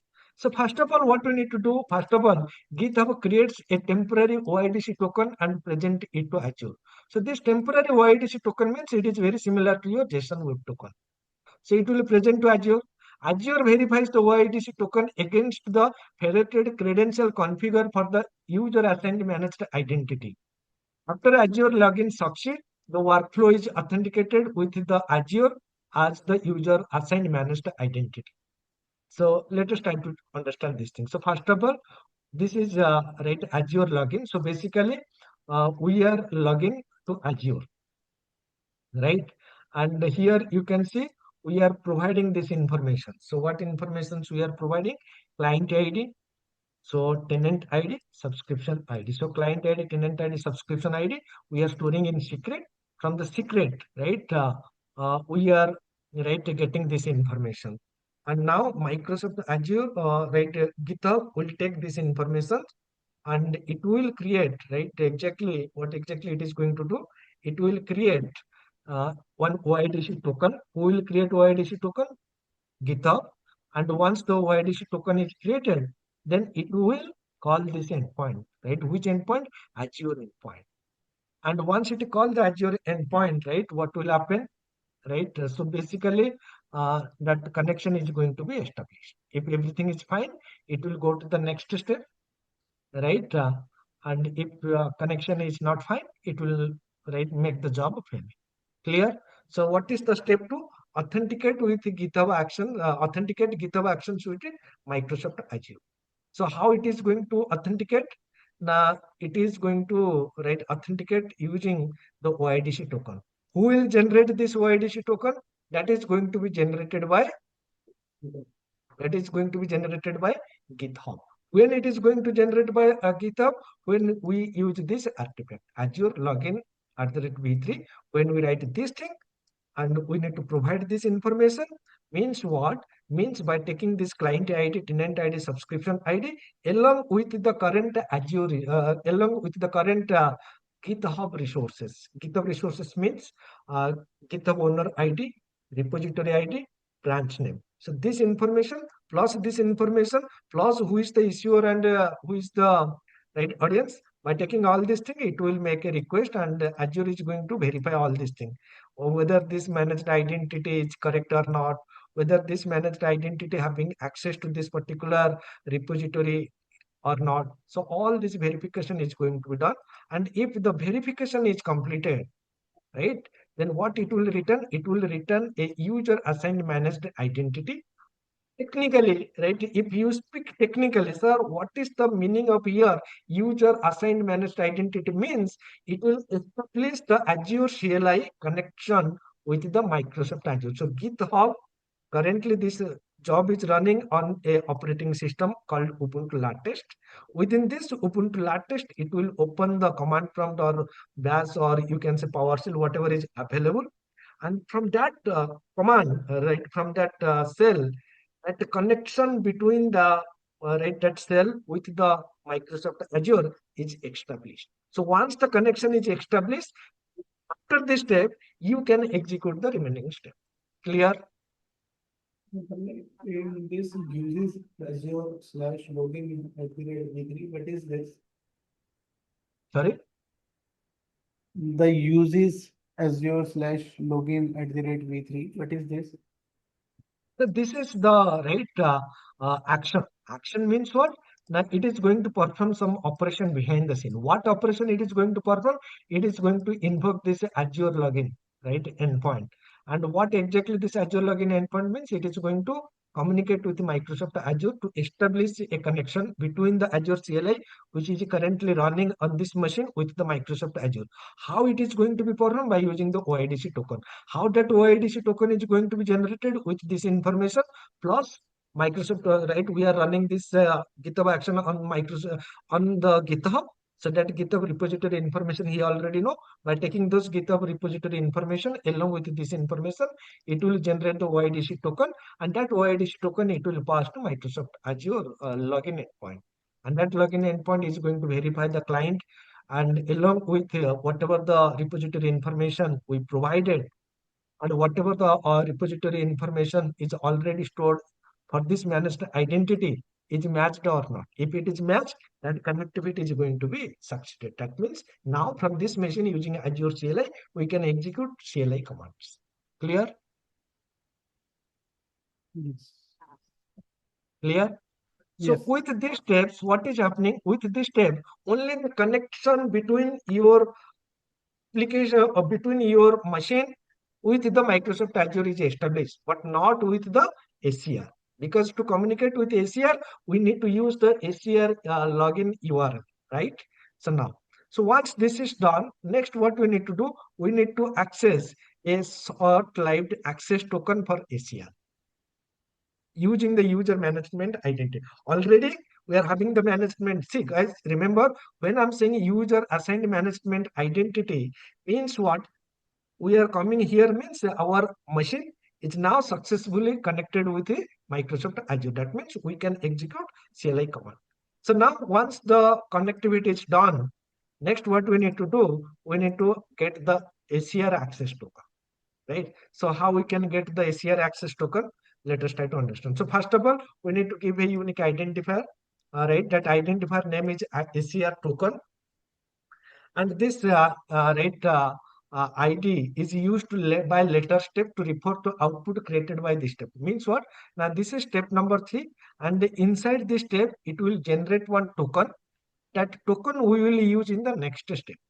So now the question is, sir, already we have logged into Microsoft Azure. Then why again we want to log into Azure ACR? See, what is the main purpose of this workflow? Our main purpose is to communicate with the repository and to push our Docker images. So if you want to communicate with ACR, then you need that ACR login URL, and you should have access. Whatever the identity you are using, that particular identity should have access to ACR. Am I right? So till now what we check? Till now we have verified this step, right? Connectivity is done. But now we need to check whether this particular user, right? User is created, user is valid. But does this particular identity user have a permission to do the push and pull operation? Is that verification is done? Yes or no? So you can consider this step is nothing but you simply log into your you simply logged in using your username and password. So once this step is done, then whichever other pages you can access, you cannot access. That is going to be defined by your assigned role. So now once the login is done, we want to check whether we can access the ACR or not. So to how we can verify? Now, whatever the user identity, managed identity we got, does that managed identity having access to this Azure Container Registry or not? If it have access to this Azure Container Registry, then in the step 3, it will return one access token. If we got that access token, means what? It have access to the ACR, and later using that access token, we can push the image and we can pull the image. Clear? But sir, in above step, we have also provided the client ID. Sorry, And the can client you be ID please has also, can you be please little louder? but Panya sir, we have also provided in last step client ID. And client Yes. ID also represent the managed identity. Yes. So See, you just tell me. You know this client ID represent a managed identity, but yeah. forget about Microsoft Azure part. So by looking at the client ID, can you give me guarantee that that particular client ID have access to ACR, have access to AKS, have access to Azure Web App?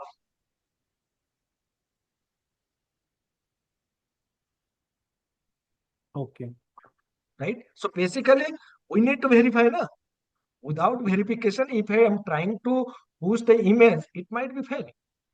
So before pushing the image, we need to ensure this particular managed identity have access to that particular ACR, Okay. have access to push and pull images. That verification is required. So Okay. that is the reason why in this step, it will request a short-lived access token for ACR using the Azure Assigned Managed Identity. Okay, so here we are creating an identifier, right? This name is going to be visible in the GitHub action, but this is not visible, and this ID we can use in the next step. So here I'm executing some bash command, and here, I'm running that bash command, and this set EUO pipe fail means what? Now, if any of if a command fail, if it is going to use some undefined variable, if the any pipeline fail, any command inside the pipeline fail, then it is going to stop the script execution here and the job is going to be failed. So now what is important? The important is we need to log into ACR. So this is the endpoint what we specified is ACR login. And here I'm specifying the ACR name. Guys, remember ACR name I'm providing, not the login server URL. And here name specify the Azure Container Registry name. Expose token, basically what exactly it means now, it requests a temporary access token. So this expose token means we are asking Mr. Azure, hey, Mr. Azure, for this login, for this Azure Container Registry, can you please return me one token, right? And then TSB, means what?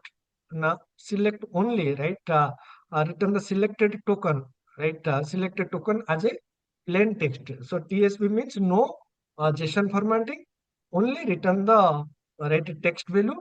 But for what text value access token? So it might be returning multiple key value pairs, right? One JSON object with multiple key and value. I'm not interested with that JSON object itself. I only want the value of this access token key, that TSP means in plain text, not in JSON format. So basically, this means what? It means it will authenticate with ACR using the managed identity. So, sir, but now you might do one question, sir. Here we are not providing the managed identity. In previous case, we provided the identity information, but not here. Then how it will happen? Managed identity information is already there. That Azure, that CLI, that command prompt is logged in, means what? That command prompt already download the information, already stored the credential.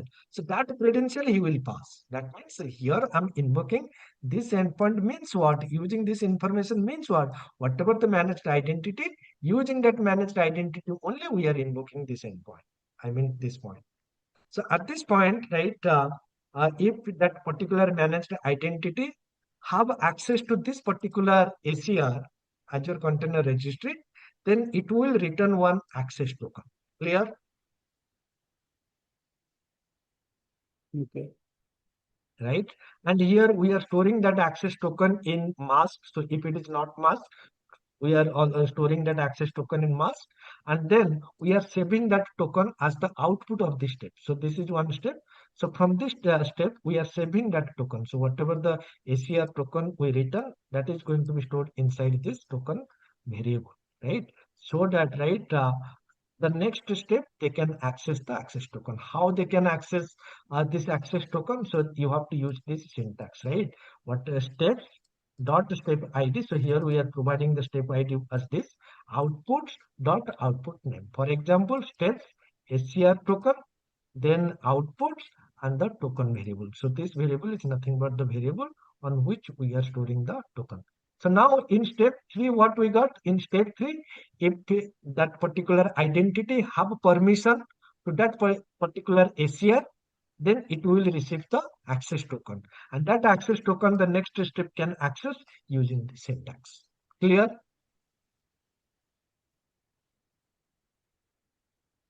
Clear, guys? Little a bit complicated, but if you understand, it is going to be good for you.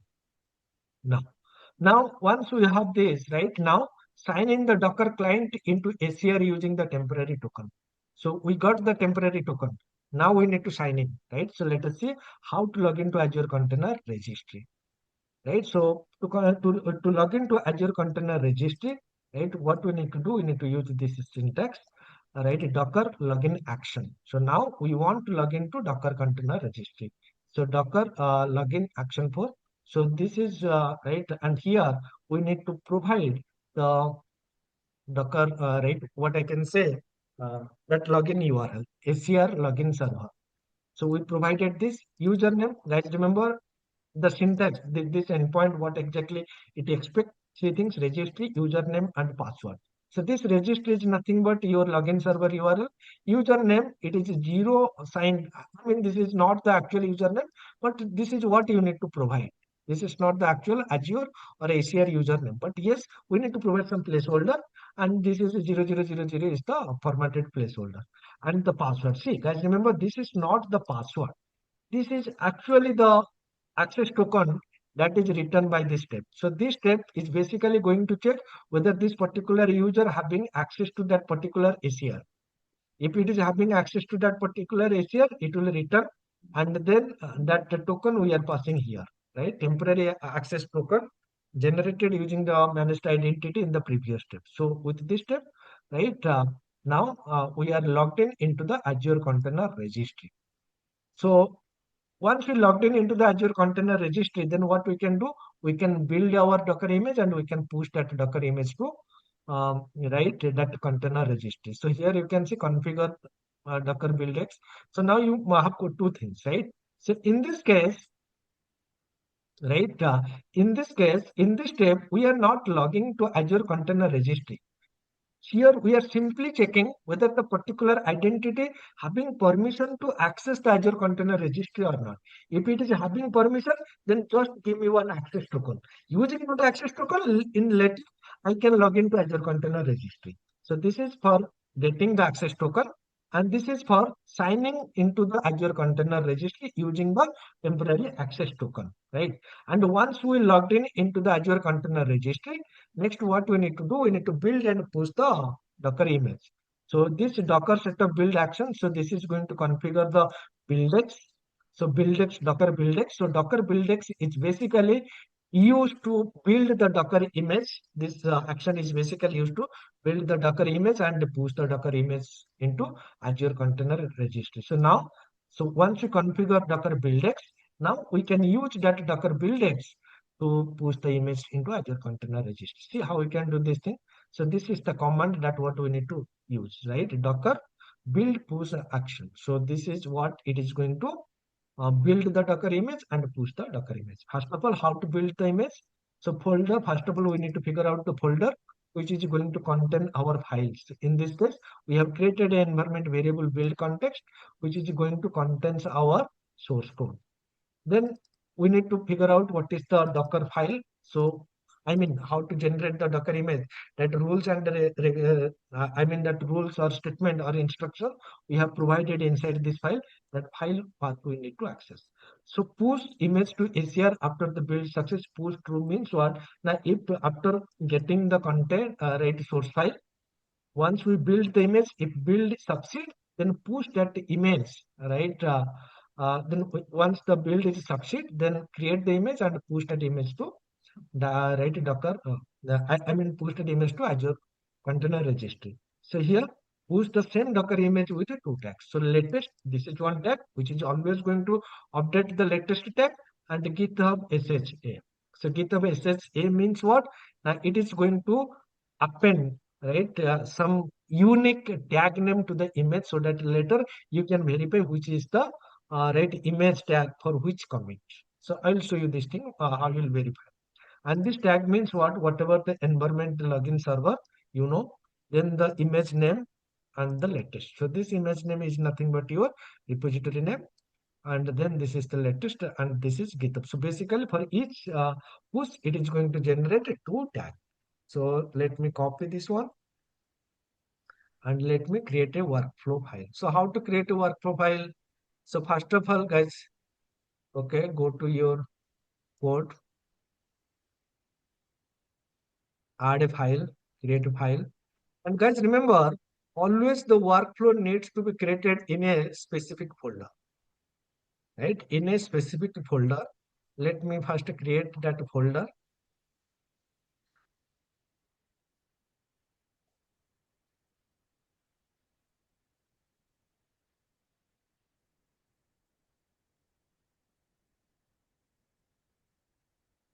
That folder name is going to be .github/workflow. So let me go ahead and create this one.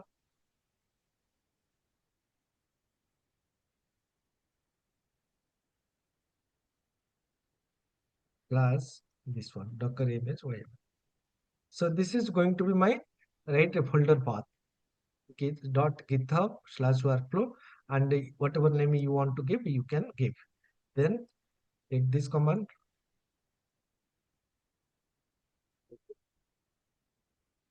copy this one here, and commit the changes.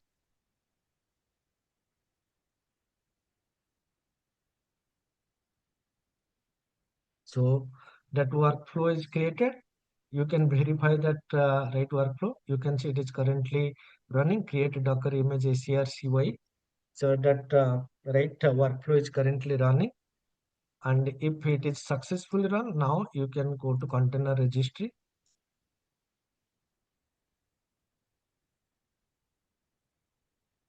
Service repositories.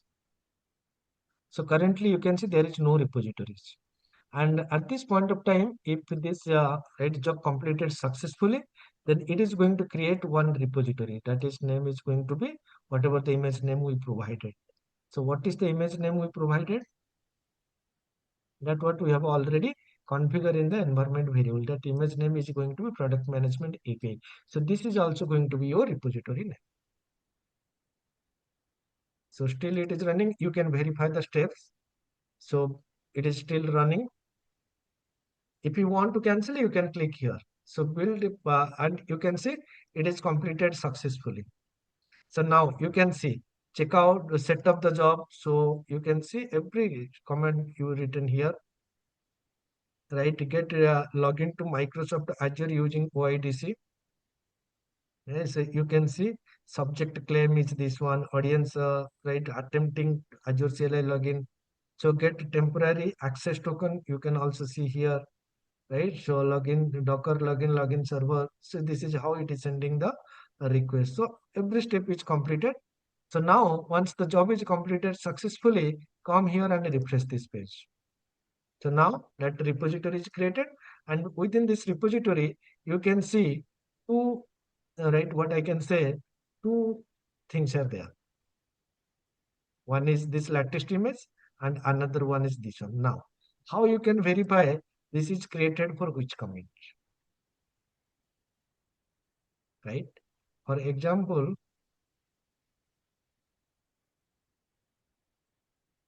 What is the commit number here? Let's tell me.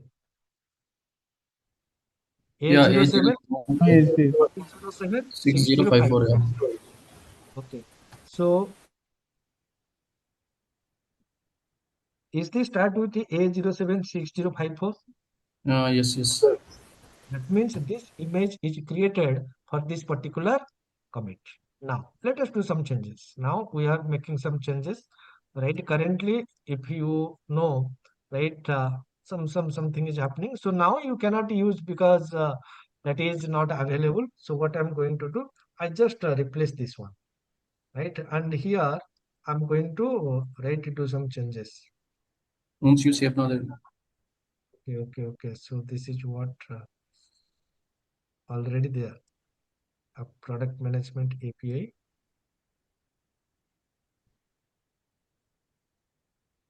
So something I have written. So that it is showing checking. Go to here and give testing CI pipeline with code changes. So any name you can give.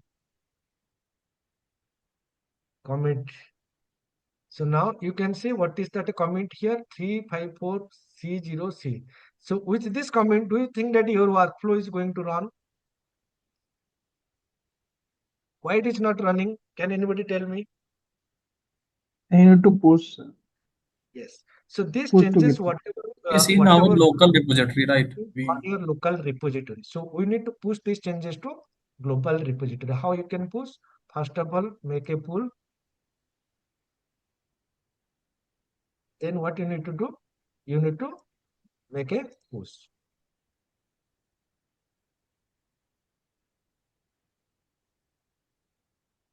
Your task will continue running in the background. Okay. So now come here and refresh this page. So is this running now? Yeah, pipeline. And what is the commit number here? 2B2 2B. 4E 2B2, right? And now But what we are pushing now here from Visual Studio, then that time we have commit number is different, right? I'm coming to that, Three but now. 354C. View all commit. C, starting with C. So this is This is the commit statement. What is that number here? 2B2 4E Uh, 317, right? 2B2 4E 317 or not? Yes, And this is the same 2B2 4E 31. yes, right. Right? So accordingly, you can write compare. Now you can see only two. So when this red job is done, this latest will be updated with the latest code changes. Plus one more that corresponding tag is also coming here, and both are going to be same. But here latest is always going to be updated, and every time a new commit, a new tag is also going to be there. So let me wait for some time. Okay, it's done. Now refresh this one. Will be 2 for E, and this is the latest. Both are going to be same time. Everything is going to be same. So for this, how you can identify right now? Now from here, how you identify? Yes, this is latest. It is always going to contain the latest code. If there are the right 10, 20, 30 10s, then which one is the latest one? So in that case, you need to check the digest. Digest means if whatever the latest is are 256, that should be matched with the tag, right? In this case, you can say this is the matched tag. That means both are going to be same. Clear? Yeah. And deployment is always going to happen from the latest. So now, clear guys how to do this thing and whatever and the clear step-by-step flow I have explained. Developer pushes code to GitHub, GitHub Action start workflow, GitHub Action check out the source code, GitHub Actions authenticate with Azure using OIDC, the workflow obtain a temporary access token, right? Docker authenticate with Azure Container Registry using ACR access token, Then Docker builds the ASP.NET Core Web API image. The image is tagged with the latest and Git commit SS. Both tags are pushed to Azure Container Registry. The tags becomes available for deployment. So once the tags is available here, now it is available for deployment, right? And we have also done some changes and we have also tested and that is also working fine. So now, all right, how to disable the workflow, right? Suppose currently one workflow is running, right? Let me come here. So come to this part. So this is my workflow. So now what I need to do, I need to disable. So you can disable the workflow. So disable the workflow means it is not going to run. If you want to enable, again, you need to click the enable button. So like this, you can enable and disable the workflow. If you want to stop a workflow that is being currently running, for example, this is my workflow, run workflow, right? So you can see this workflow is running. So if you want to stop, you can cancel. So once you click the cancel button, right, that workflow is going to be cancelled. Yeah.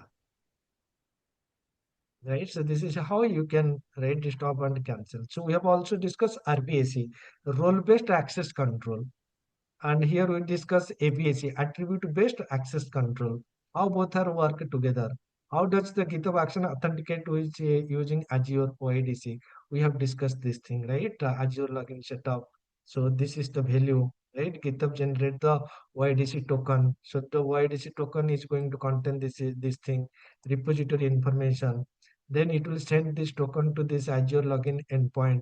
Then Microsoft Entra is going to check the federated credential, and if the credential match, then it is going to grant temporary access. Temporary access means that the Azure CLI is now Azure CLI on GitHub can run and access the Azure.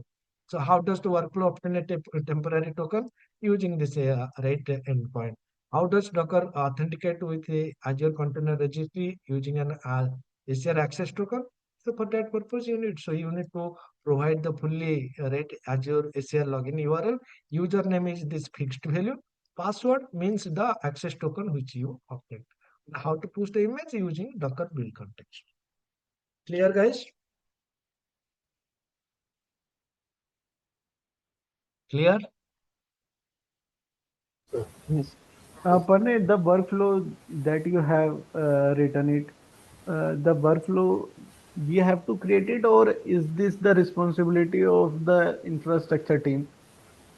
You have to create. So who is working? They will create. So if DevOps team is there, they will take the responsibility of managing this thing. Your responsibility is development. But if you are working as a DevOps engineer, right, then it is your responsibility. Okay. Right? So if you are only developer, no DevOps, then no need to create this on GitHub or in Azure. So that the person who is working as a DevOps engineer, they will take the responsibility. But as of now, in the current market trend, is this our responsibility, or is this the responsibility of the DevOps person? Now in the AI world, it is everything is our responsibility. If we are doing this thing, good. If Okay. you are not doing this, then try to do this. Okay. Anyone else having any more question? So one more session and we will complete our Azure part. So we have put this into Azure Container Registry. We'll create the CD pipeline which will deploy that Azure Container Registry image to Azure Kubernetes services. And after one session, the Azure part will be complete. After then, we'll start unit testing. Sorry, what did you say? One more session for Azure, and after then we'll start unit testing part. That is remaining. But Azure Service Bus is not completed. See, first of all, you need to understand this is not Microsoft Azure training program. This is microservices. As part of a microservices, my initial thought process is makes to understand how you can do the deployment into IIS and into Microsoft Azure. But apart from these two things, we have already discussed many things, right? Which is initially not part of the Microsoft. So this Azure service was service mesh, right? everything that will become as part of as part of our Microsoft Azure training program. Okay. So do you have any upcoming plan in Microsoft Azure? Yeah, right. Currently, I'm not doing any such planning because first of all, whatever the remaining two batches, right, two more batches are there, I have to complete those one. Because from the last 2 months, I'm not taking sessions due to some personal reason. So I have to first of all complete this microservices followed by Angular and then the design patterns. So once this batch is completed in the morning time, I will start a design pattern, and in the evening I will start Angular. So once these two batches are completed, then only I need to think whether I need to start one more microservices batch or Microsoft Azure batch, or I need to start the AI batch, right? So that AI is also very right famous nowadays, right? People are also looking for AI training. Yeah, yeah. That's what I have the Then next the question. AI batch next after completing microservice and So I need to think, right, what should be the next one. after completing microservice and Angular Azure, then you can take the AI batch because nowadays everybody is asking AI. Yes, yes, yes, Without AI, they are not seeing the resume also. yes. So that Panne, AI please is try to also, yeah, please try to work on the next batch on the AI. yeah. But again, right? After completing these two batches, the Angular First of and all, the design. yes. First of all, I need to complete the pending batches. Then only I need to think, what should I start? Microsoft Azure, microservices, or AI, Yeah. right? Okay. And again, because right, many people are saying, sir, please start AI with .NET. Some people are sending message, sir, please start AI with Python. So even I'm confused. What should I use? AI with .NET or AI with AI with Python? .NET, AI with .NET, again A- Python, AI again with Python. Again, see, few members from this session, right? Someone saying AI with .NET, someone else is saying AI with Python. But sir, if we will go for AI with Python, then our .NET experience will not be counted. We will be counted as a fresher in with AI with Python. Hey, Python is what? Python is just a language, like C Sharp, right? Python is just another language, Okay. right? But But if we will here, go for a but what is job my for, but if we will go for a job and they will ask for the experience with AI in Python, then see? we cannot show. See, first of all, let me give you one clarity, right? If you understand, right, the concept, implementing that concept using a language is not a big deal. For example, if you know how to work with Microsoft Azure, then it will not make right that difficult to work with the AWS, right, Amazon Web Services. If you know particular, if you know a programming language like C or C++, then learning Java, learning C sharp is not that difficult. If you understand what is OOPS concept, that is important. How to implement the OOPS concept, that is a different story altogether. For example, if you know how to implement a design patterns, Django 23 design patterns, dependency or whatever, then implementation is not a big deal. And most of the companies, right, if you go for the big MNCs, right, like Microsoft, Google, Amazon, they will not ask you whether which programming language you are using to solve the algorithm or problem, right? What is the approach you are following to solve the problem or algorithm is important, right? And again, because I'm not that good in Python, I know the basics of Python, but not good at Python at all. So again, I'm interested with .NET only because I know .NET, and right for Python, even I have to learn the concept in detail. Then only I can implement Python, right? And this design pattern course, guys, if anyone interested, which is going to be start very soon, right? That is very right. Is also important. So we are going to discuss software design, design patterns, hoops concepts, solid design principles.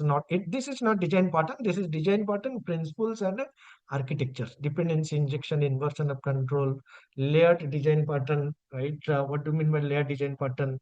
MVC pattern. Right? Options pattern. GOP 23. Right? Design pattern. Structural, behavioral, creational. All the 23 design patterns. Right? Apart from this, many other things are also there. Every design pattern use cases, that UML diagram, flow diagram, real-time application, different components that involve, when to use, how to implement, we are going to cover. Right? Iterator pattern, one memento pattern.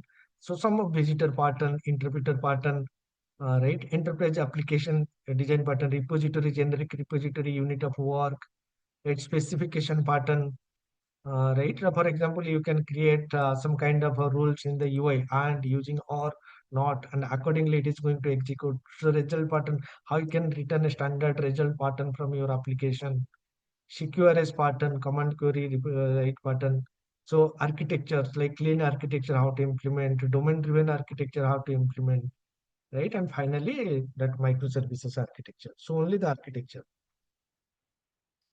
right? Not the complete implementation. So this is what I'm going to start, right? Once these microservices sessions are completed. Clear? If anyone interested to join this training program, right? Almost 60 students have registered, and already they have made the payment before 3 months. And I'm very sorry that I could not start the session right in time.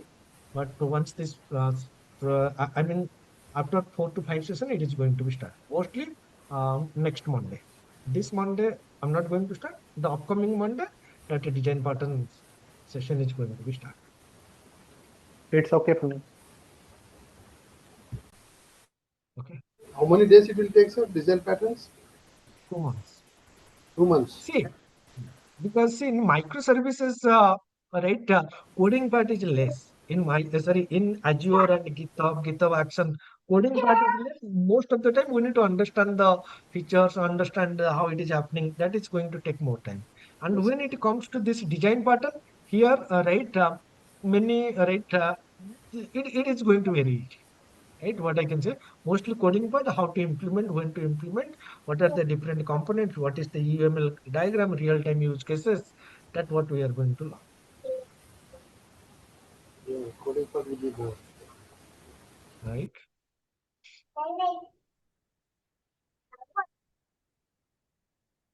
Okay. What is the course fee for this one, sir? Design patterns? 6,000. 6,000. Right? And it is going to be completely practical oriented. For example, if I want to explain the OOPS concept, right? So how the session is going to be, right? First of all, I will explain you the OOPS concept. For example, what is object-oriented programming? Why do we need it?